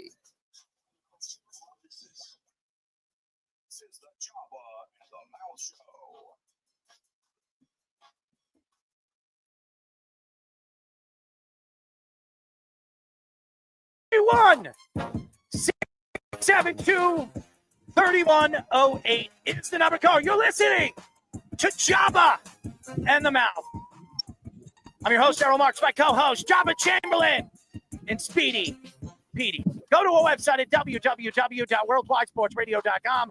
Check out all our shows throughout the week, including Jabba and the Mouth, every single Mondays and Wednesdays at 7:30 p.m. All you have to do to tune in and check out our local listings for all our shows is go to our website at www.worldwidesportsradio.com. And everybody, we have the two guys, we have the Parlay Boys. As if you're a betting man or a woman, you should be listening to the segment as we call this Let's Parlay.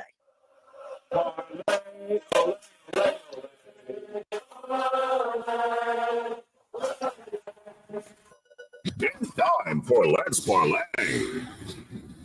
All right, ladies and gentlemen, it's very easy. If you don't know the rules, if you're listening to it first time, it's very simple.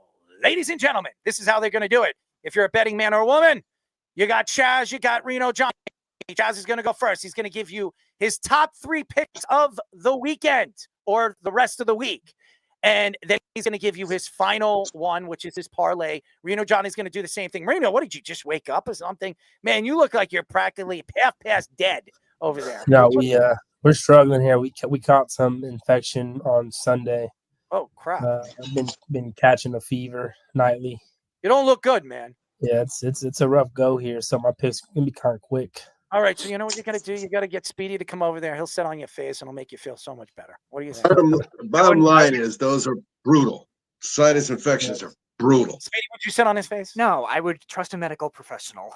I mean, that could be a medical professional. Me too. Right I mean, Johnny, you don't want me to deal with medical issues. Trust me. I'm going to trust a medical professional. Thank you. Soundboard 1, Errol 0. What else is new? Anyways, all right, Chaz, give us your number 1. Cincinnati. You know what I didn't do? I didn't write down the lines. Speedy, what are the? You could help me with the lines, Speedy, right? I saw 7.5, unless you saw it at 7 earlier. Yeah, you know what? They scored 27 points. They allowed their defense is allowing points, but at home they're scoring more. And the bottom line is they're playing Cleveland, who can't score. But I do like Cincinnati. I'm going to keep betting Cincinnati, and you're going to hear the same names, guys, because look at it, we're winning a lot of games, and so why would I change teams? You know, but if the matchup is work, and I'm going to have something on their team total over as well. All right, Johnny, give us your number 1. This is my pick of don't bet it, but I'm going to be betting it. I'm taking the New York Giants. I think Michael Penix is not ready for the NFL. I think that he was kind of thrown in out of frustration for Kirk Cousins. You guaranteed him $100 million. Michael Penix might do well against the Giants, maybe. And if he doesn't, then what? Is he a quarterback for a playoff run? The Falcons are still legitimately in the playoff hunt. I think it's a terrible decision to bench Kirk Cousins. He's had a bad 5-game stretch. Every quarterback has had a bad 5-game stretch, from Peyton Manning to Aaron Rodgers to Eli Manning. Eli Manning has had many 5-game bad stretches. I think he's terrible, but I think it's a bad decision. And I think catching 9 points is something that I'm going to be willing to take. And maybe Michael Penix doesn't look good against the Giants. All right, Chaz, give us your number 2. Number 2, Minnesota. They scored 23 plus in 5 of 5, and they're stopping people on third downs. Their defense is. Seattle's only getting 94 yards rushing a game, and at home they've scored 20 or less. Seattle, that is, in 4 of 4. They're 1-5 against the spread on a 1-5 run, and under is 4-4. So if you were looking for parlays, and you're betting against Seattle and the under, you're hitting 4 out of 5 weeks. All right, Reno, give us your number 2. I'm going to lay the 7 with Notre Dame. I think Indiana is overrated, overvalued at the +7. If you look at Indiana, anytime they played a tough opponent, they beat Michigan by 5 at home. They got the doors kicked out by Ohio State. Purdue, great win there, 6-0. But this Notre Dame team has been a different team since the NIU loss. They have a really good defensive front 7. I trust them. I trust them to limit them and make Indiana one-dimensional with a good secondary. I think Riley Leonard gets off the ground. I think this can kind of get away from Indiana real quick. It's a battle with Indiana. The CFP, man, they must have some demons in there to set this up.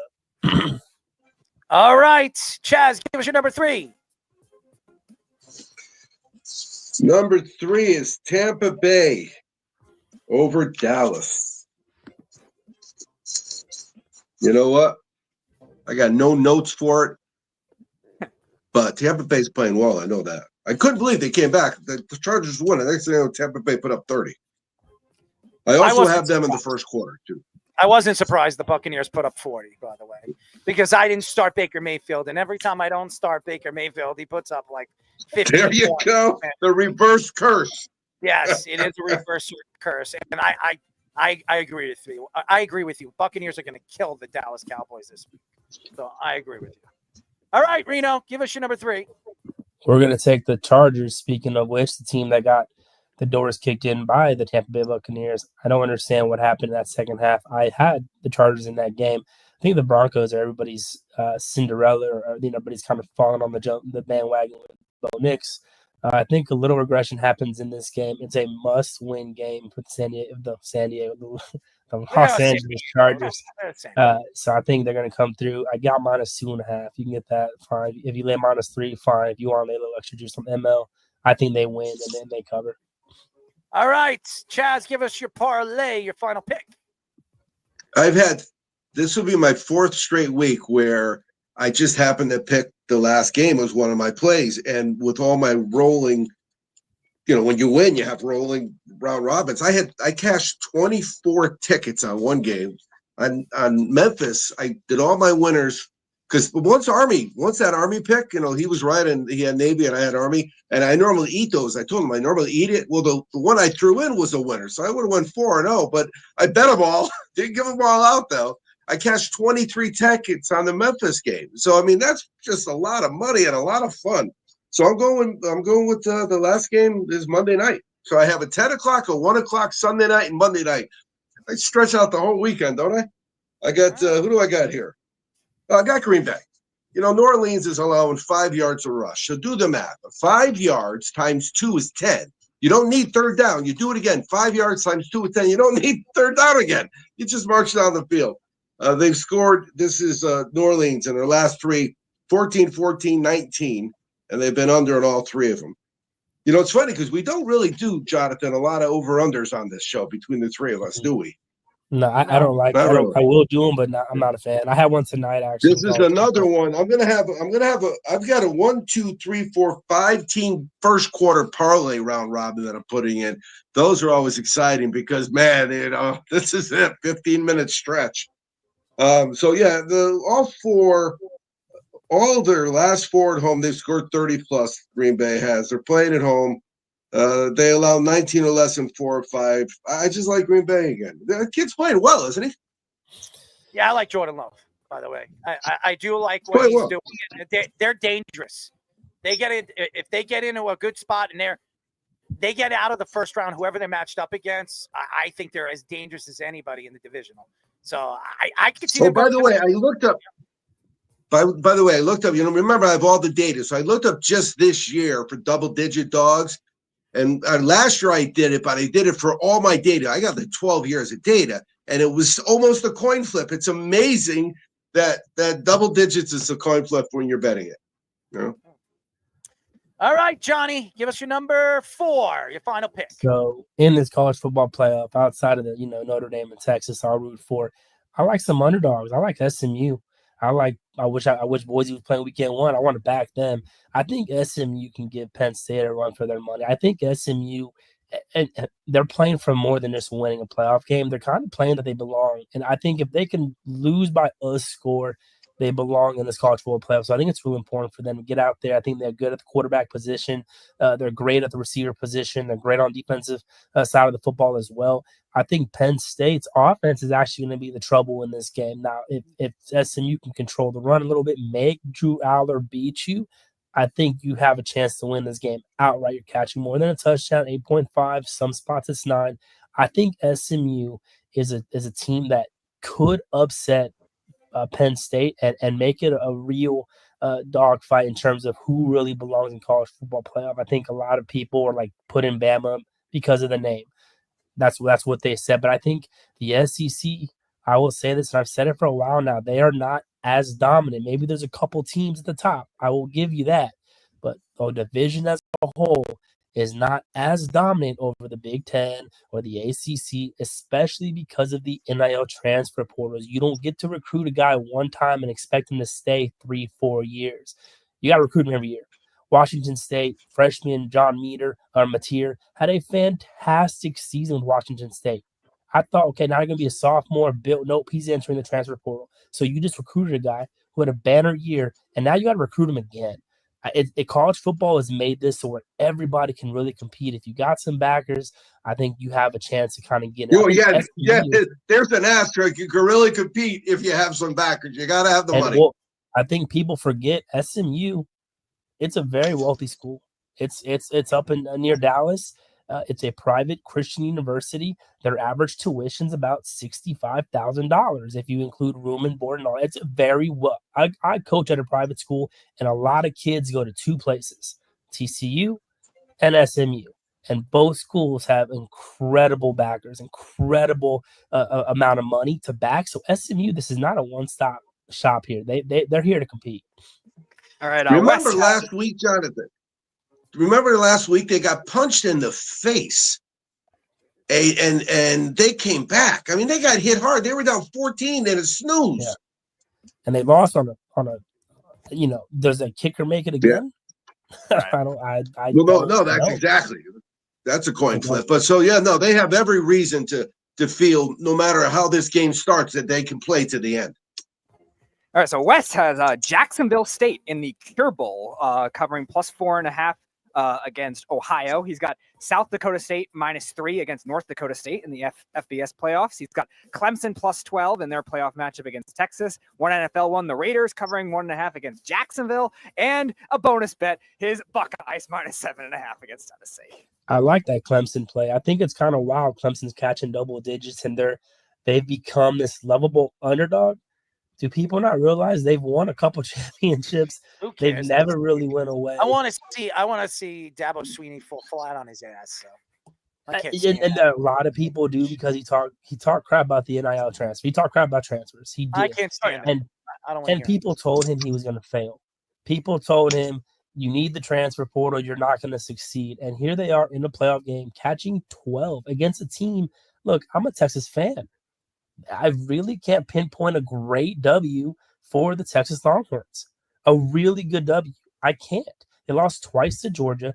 They didn't really beat a top 25 team, right? So this is a team in Clemson that not only that, they have a ton of experience on the coaching staff at this level at winning a national championship. Sarkisian has been great. He's got experience too.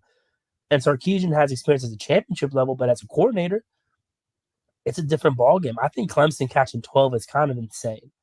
That being said, if Quinn doesn't play well early, I mean, there's going to be some chance calling out for my man Archie, but we'll see. All right, boys. What was their records last week? You two were both 3-1. West was 1-3. He had a rough week last week. All right, boys. We appreciate you guys. We'll see you next week. Johnny, feel better. Johnny, always be cash, man. If Speedy, if you want Speedy to sit on your face, there's more than. I'm gonna wait this out. I'll see y'all. Sweet cheeks, we call Speedy. Just by the way, sweet cheeks. Anyways, hairy cheeks, by the way. Hairy hair. Well, it's true, isn't it? Yeah, I have a beard. So does Jabba. Jabba has hairy cheeks too, technically. That's not the cheeks I'm talking about. Speaking of cheeks, Michael Vick announced on social media that he is leaving Fox Sports to take a head coaching job for Norfolk State. Norfolk State is 20 miles from where Vick grew up in Newport, Virginia. ESPN reports that there is no official contract yet, and Vick also interviewed for the job at Sacramento State, but wanted to be closer to home. Vick played college football at Virginia Tech and took them to a national championship game in 1999. Vick only has 1 year of coaching experience, coaching as an offensive coordinator in the now defunct. What they don't exist. Alliance of American Football. What the? I said defunct. Well, they were. They only lasted 1 year. Defunct. They didn't even get through the year, did they? No, they did. It was the 1 year, and then like half the teams went bankrupt or something like that. That's right. Anyways, you could bring the guys in. Interesting. I mean, I'd like to see Michael Vick coach. I really would. I think he's one of the more dominant, I think, quarterbacks we've ever seen in college football history. What he did for Virginia Tech, taking a team all the way to a national championship. I remember that. I was young. I was, I think, 18 or 19 years old when Michael Vick did that. And I remember it was like the biggest, talk of the, of the NCAA, what Michael Vick did. And Michael Vick was not a tall quarterback. He was 5'11", 6 foot, but his speed was, impeccable. This guy was really the dual threat, left-handed thrower. He was just fun to watch in college football. Obviously, he didn't win the national championship, but what he did that year really set Virginia Tech all the way to the top of college football, opened up paths on recruiting and all that other stuff. But I like this from Michael Vick. First of all, Michael Vick, from what I've heard about him, yes, he's done a lot of things in his career that you just shake your head and you probably say you wouldn't like him. But what he has done after that has been remarkable. He's been the face of trying to help animals and dogs and raising money to help animals living on the street. I know that after, I think Sandy, I think it was Sandy, all the animals that didn't have homes, he spent millions of dollars and hundreds of thousands of dollars to help animals find homes and pay for food and all that other stuff. Michael Vick has done a lot of things that you probably shake your head and you wonder, but ever since that, and ever since all the stuff that he's done when he was, a superstar player for the Atlanta Falcons and really just thought that he was bigger than the league, bigger than the sport, he changed. When he went to Philadelphia and became the face of the Philadelphia Eagles after taking over for Donovan McNabb, I think he changed everybody's thoughts of who he was and what he stood for. I think he's a good person. I really do. I think he's changed his career. I think he's changed his directory. I think he's just I think he's a good person. I think these kids are going to learn a lot from him. I really do.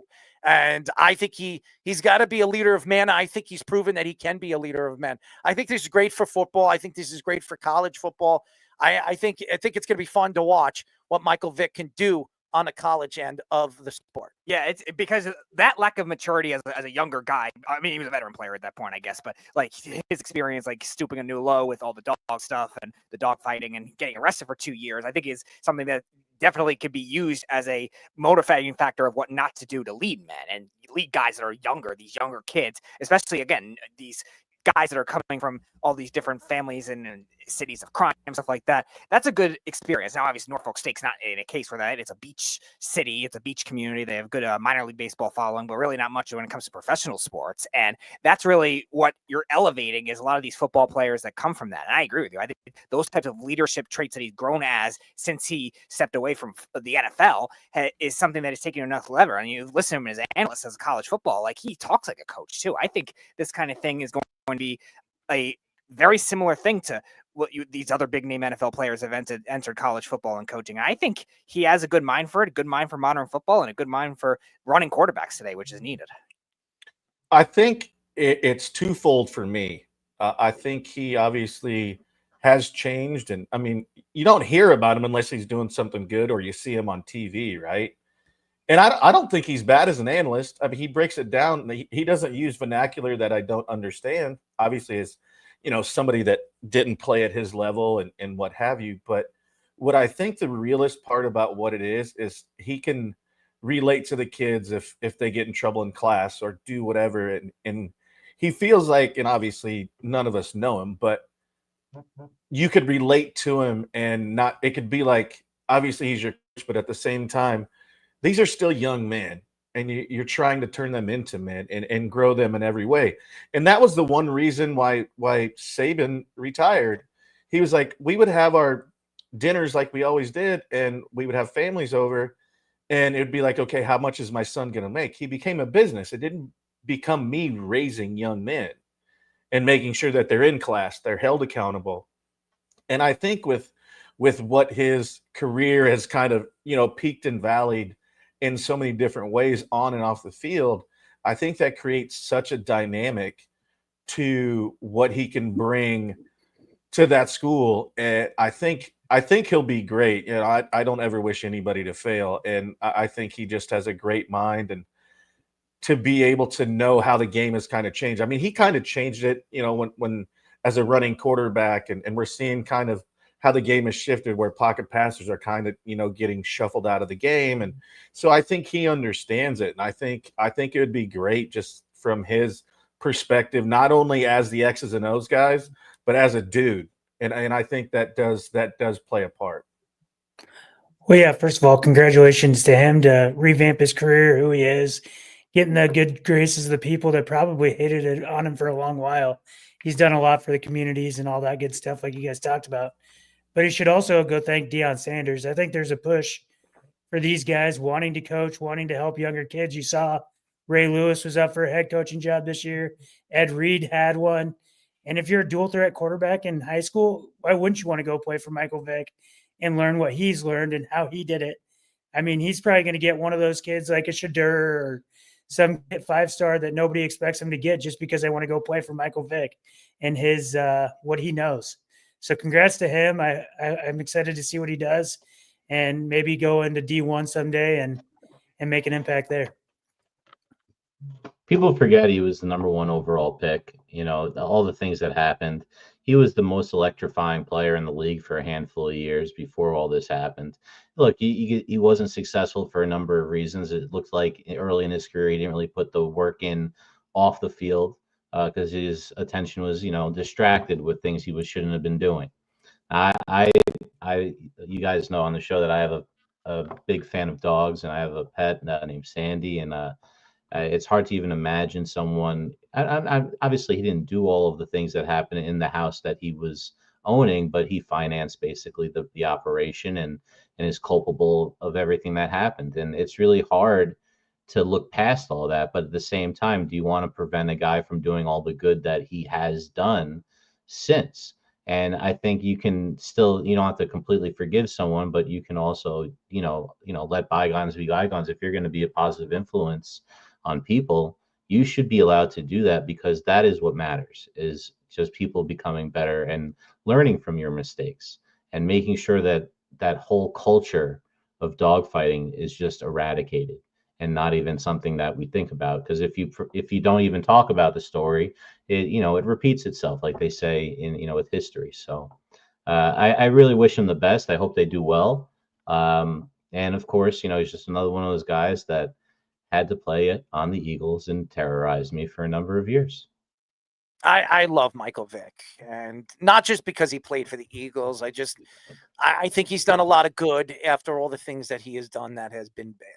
And I understand a lot of people are not going to like him for what he did to those dogs, but I also believe that everybody deserves a second chance. And I think that ever since he's got a second chance in the NFL, he's really done so many good things, not only for the league. I mean, the Philadelphia fans, remember when he went to Philadelphia, Donovan McNabb practically got on his hands and knees and begged ownership to bring him in.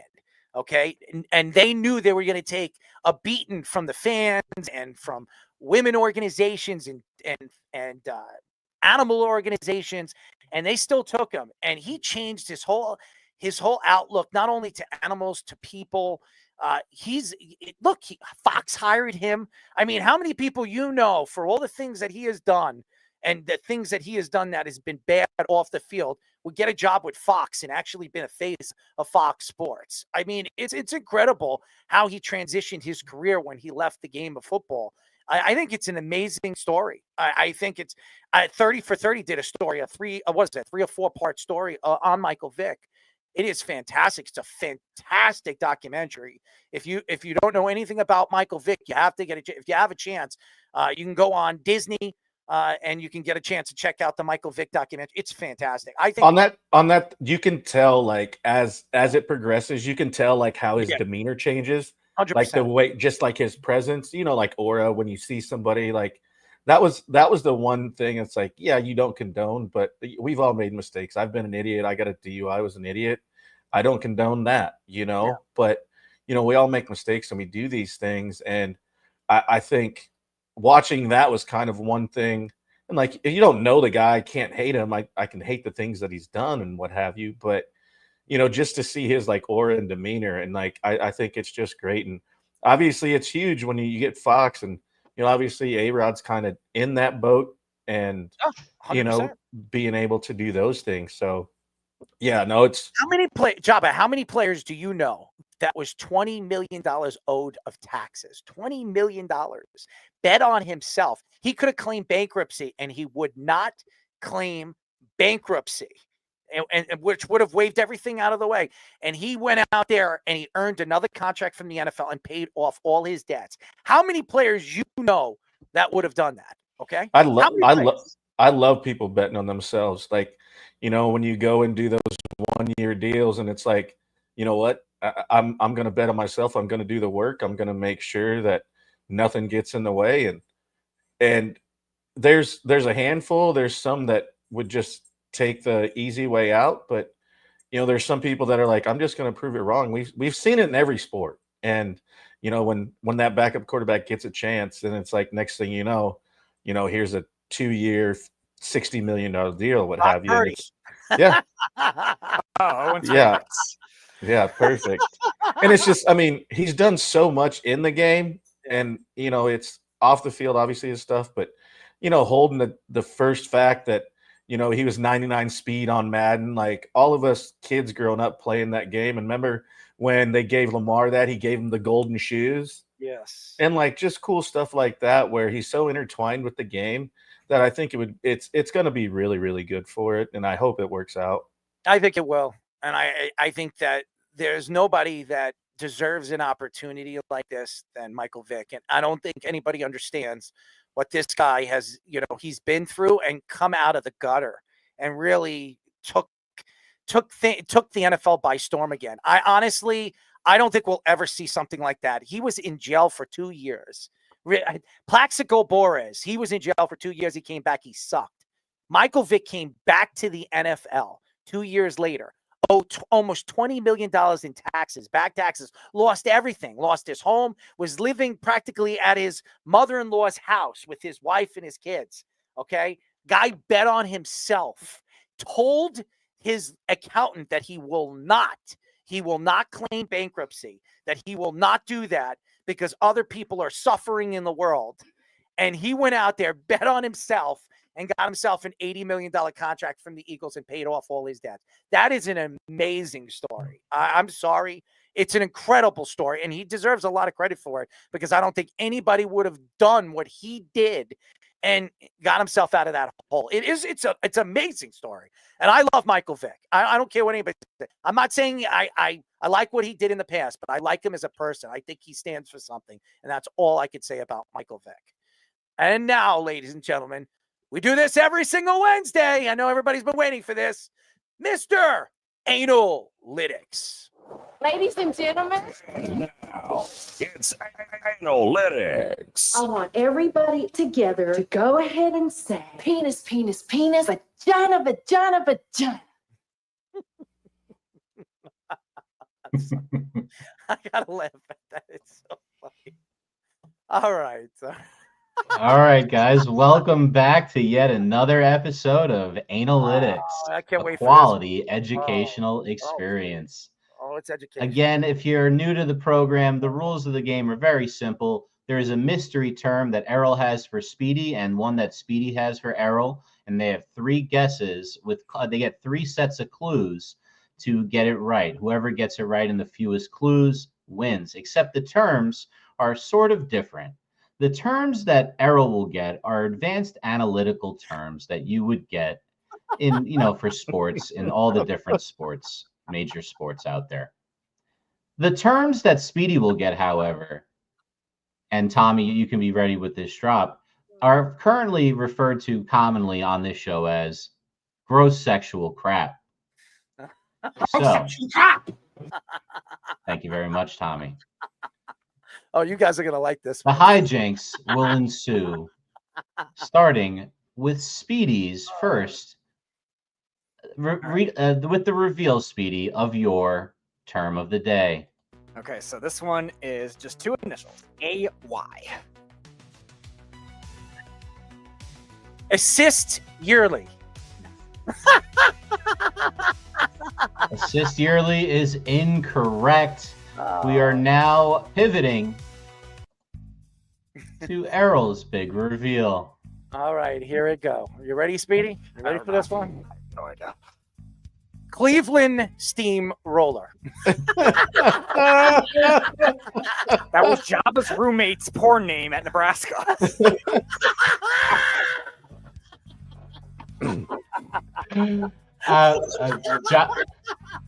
Jabba, I can't. You're gonna have to confirm or deny that one. I don't have that actual information. No, it would have been Jeremy Becker, but close. So, Speedy, that is a noble effort. However, after the first round of wild guesses, neither one of you are any closer. Speedy, it's time for you to give Errol your first clue for the term. Why? It's a football-related stat and has to do with distance. Okay, football and distance. Football and distance. I would say it's a kick. All right. So distance to kick. I'm going to say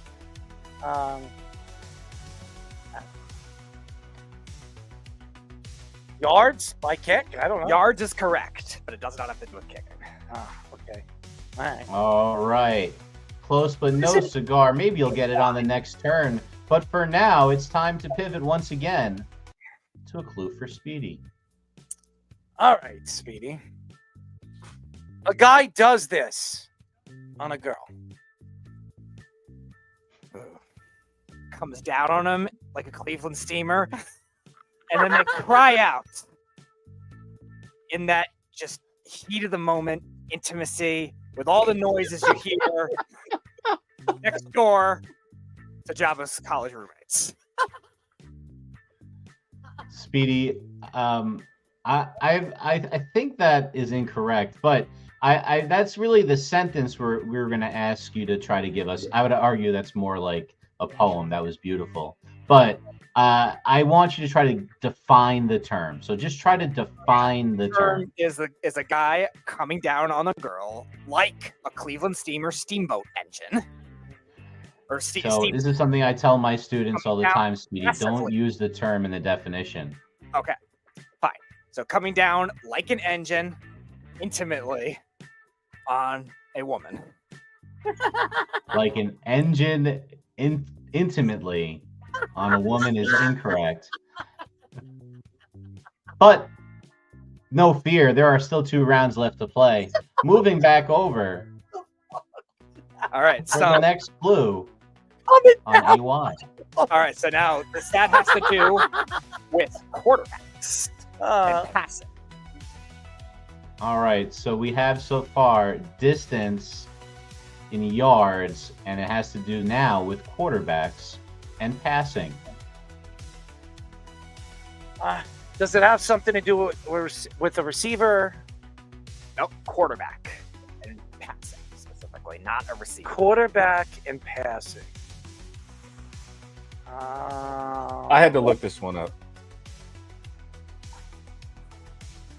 I don't know. Throwing. It's A. A is the term you're trying to look for. A is the term. That's because you got yards already. That's the Y. Absolute yards. No.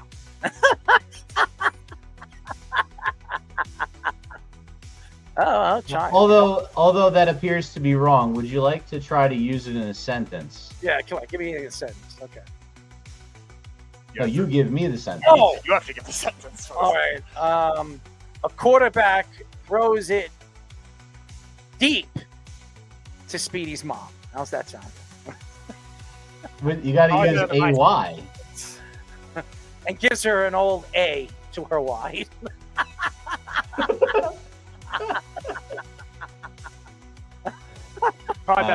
Just checking the judge's notes.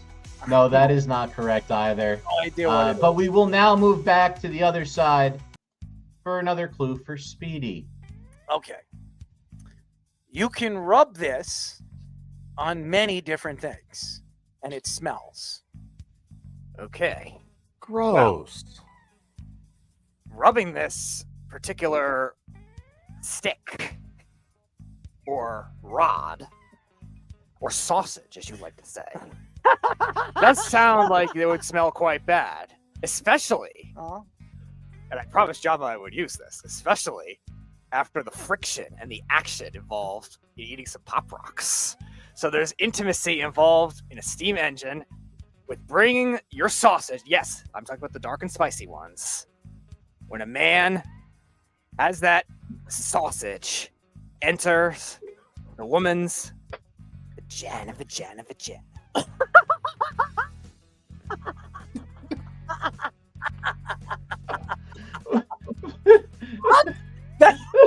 While eating Pop Rocks, or what? Where'd the Pop Rocks go? Maybe during. I'll advocate for during, Owen. I'm fine with that. He was almost right with dark and spicy. He's right about the dark and spicy. Yeah.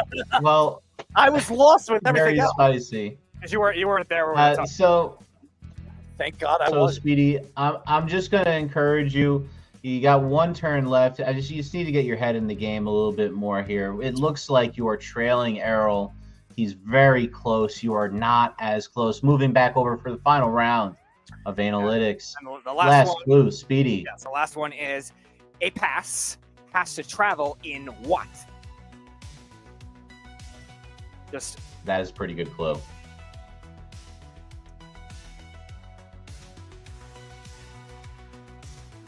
in order to get from point A to point B. All right, basically. I think I'm gonna take a guess. I'm gonna buy a vowel. An I. You were white Yes, with the there's vowel, an but I. There is an I in the first word. Yes, Air yards. that's correct. So yes, That is correct. That is correct. Errol, that is a great job. Now, if Speedy can, Errol, now Okay, I'm gonna have to prove your mastery of air yards in using the abbreviation AY. Use it correctly in a sentence. A quarterback stands into the pocket, pulls back, and airs the ball out yards down the field. No. that's I would actually say that was imperfect. pretty close though. But Well, Speedy, do you want to explain what it is in the So stats for? air yards, it used to be called net yards, and now it's called air yards since the next gen stats have come out. It's the amount of yards the throw actually goes before the receiver gets the yards after the catch. So it might be a 15-yard reception, but if the quarterback only throws it 7 yards and then the receiver gets 8, it's 7 air yards, credit to the quarterback.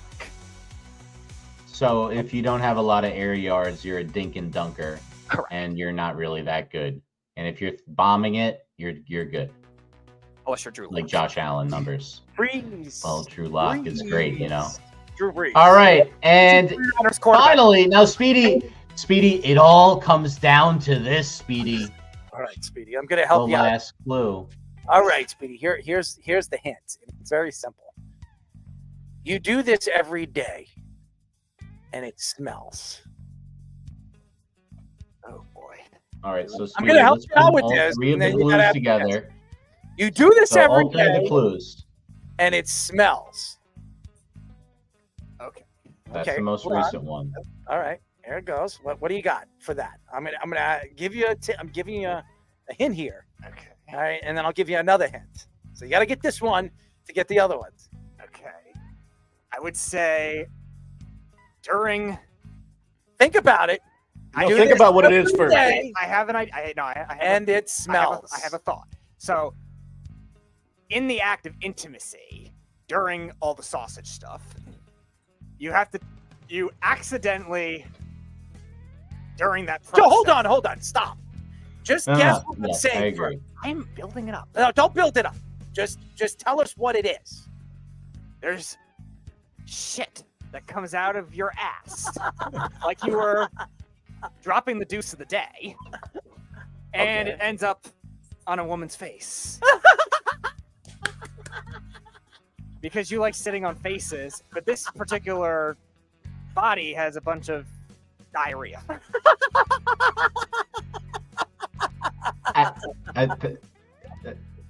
All right, so that is correct. Yeah, it is. I'm giving credit. So I guess we need to come up with a tiebreaker because they got it right on the same clue.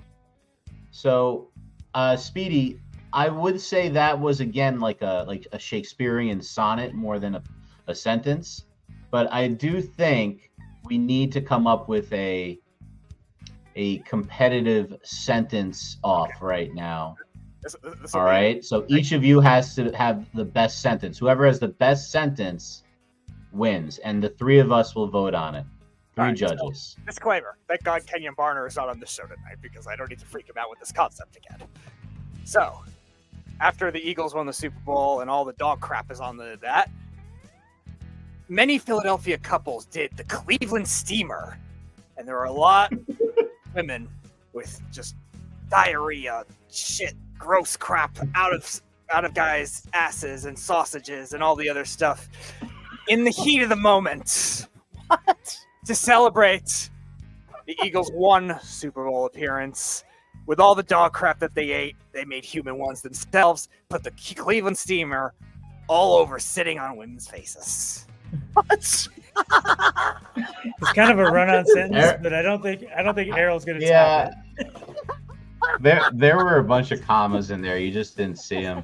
But Errol, that's a high bar that was set right there by Speedy. Can you top it? You want me to top what I think that means? No, you got to top it with your analytic. Oh man. Yeah. Okay. Why? Could I do run-on sentence too? Go for it. It just has to be objectively better than Speedy's. To All the right. three of us. Quarterback looks both ways and sees many hot women with their pants down. He steps outside of the pocket and airs the ball right back behind the line of scrimmage to its target, where it hits a woman right square in her asshole. So basically the Zach Wilson experience. I'll give the win to Speedy. Speedy wins. That was great. I think I vote for Speedy as well. Speedy, once again, what a great effort. Congratulations. Another quality educational experience had by all on our segment, Analytics. Boy, Thank was you it very quality. much. All right. What the hell was that? Kenyon Barter's worst nightmare. That was my worst nightmare. Oh yeah, that's what I told that to him. The way he freaked out about the dog crap the first time we had him on the show. I had to give you that win. What the hell was that? He put it together and Just he a great- got it. Just a great competitor. Oh boy, he was. Oh, I did mention I was going to put the Pop Rocks in there, Java. I didn't forget. Jesus Christ. Well, there you go. I'm a little lost with all of that, but thank you, Speedy. And thank you for now learning another sexual term. And what is it? The Cleveland Steamer. Steamroller. Oh, steamroller. Okay. It's both. It's both.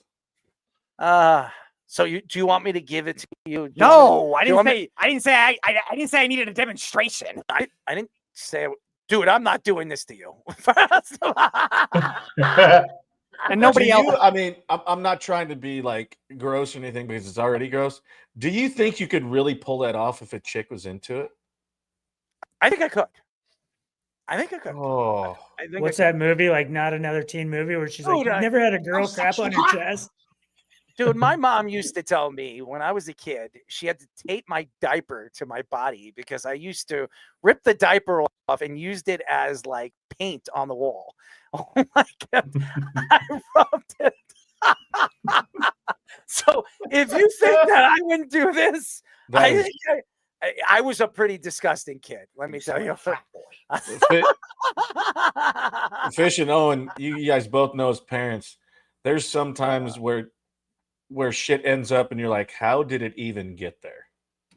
Well, boy, did it ever get. So, Speedy, what it is a guy takes a dump on a girl's chest. Okay. You got that? It could be your face too. Yes. And what he does is he rubs it around her chest with his ass. Okay. Okay. You like that? No. Do you think you do that to somebody? Absolutely not. Would you think about doing that to somebody if it was worth somebody's life? Like your mom. That's a little aggressive. Would you do it? No, Jabba, he gives me all these like survival scenarios. Yeah, I would try to poop stuff out for that. It's just like stupid ransom demand or whatever. I don't know. Poop stuff. What if you were in Cleveland? You know, like you. It actually wouldn't matter were in where it is. It Cleveland. is. She's struggling. She's struggling. It's her life. No, I would care, but she's struggling. She's struggling. Some psychotic. Such a good Samaritan. I'm lost. Well, Speedy, I think it's fantastic. You finally won your first analytics. This is good. Analytics, by the way. Now you got to put your hand up like you won something. Go ahead. I have to put my Put your hands up like you want. All right, something. I got to do the shocker. No. You got to I put gotta do your the hands. shocker. You got to do your hands. Come on, put your hands up. Double like that. shockers. All right, let's try that. We'll try double shockers. No, I don't want to see a double shock. I want double shockers. I want you to put your hand up. Put your hand up like you want. What the hell are you doing? Double shockers. I don't care about the double shockers. Put your hands up. I think it's a pretty impressive thing. You try put your hands up. it. What? The double shockers? With two hands? I Yeah, with actually both your hands. But here's the thing. I actually do the double shocker in a way that you probably wouldn't imagine I do it. And I don't want to imagine it. I'm just saying it's an impressive thing for something I'm trying for the Owen, first time. do you know anything about that? No idea. I'm not embracing your nonsense. Go ahead, Speedy. Think about it. Do it again. I'm not thinking about that anymore. I have to think up about this freaking Cleveland steamroller. That's enough. I was waiting for you to say somebody was doing it in Cleveland. No, I figured it wasn't that. Easy. Oh, well, that was good, Speedy. I'll give you credit. That was good. It was funny, actually. It really was. It was crazy, too. Anyways, that is it for our show, ladies and gentlemen. Jabba and the Mouth. It actually was crazy. It really was. I'd like to thank our very special guest. He was fantastic. Mr. Jimmy Traina. He was really fantastic. So thank you to Jimmy for giving us, an hour. What was it? 45 minutes on the show. We went back and forth, and the final takes were very interesting. So thank you to Jimmy. Thank you to all the fans on social media and all over the country. Really appreciate you guys, as always. 31,000 downloads on Apple Podcasts. So thank you to all the fans.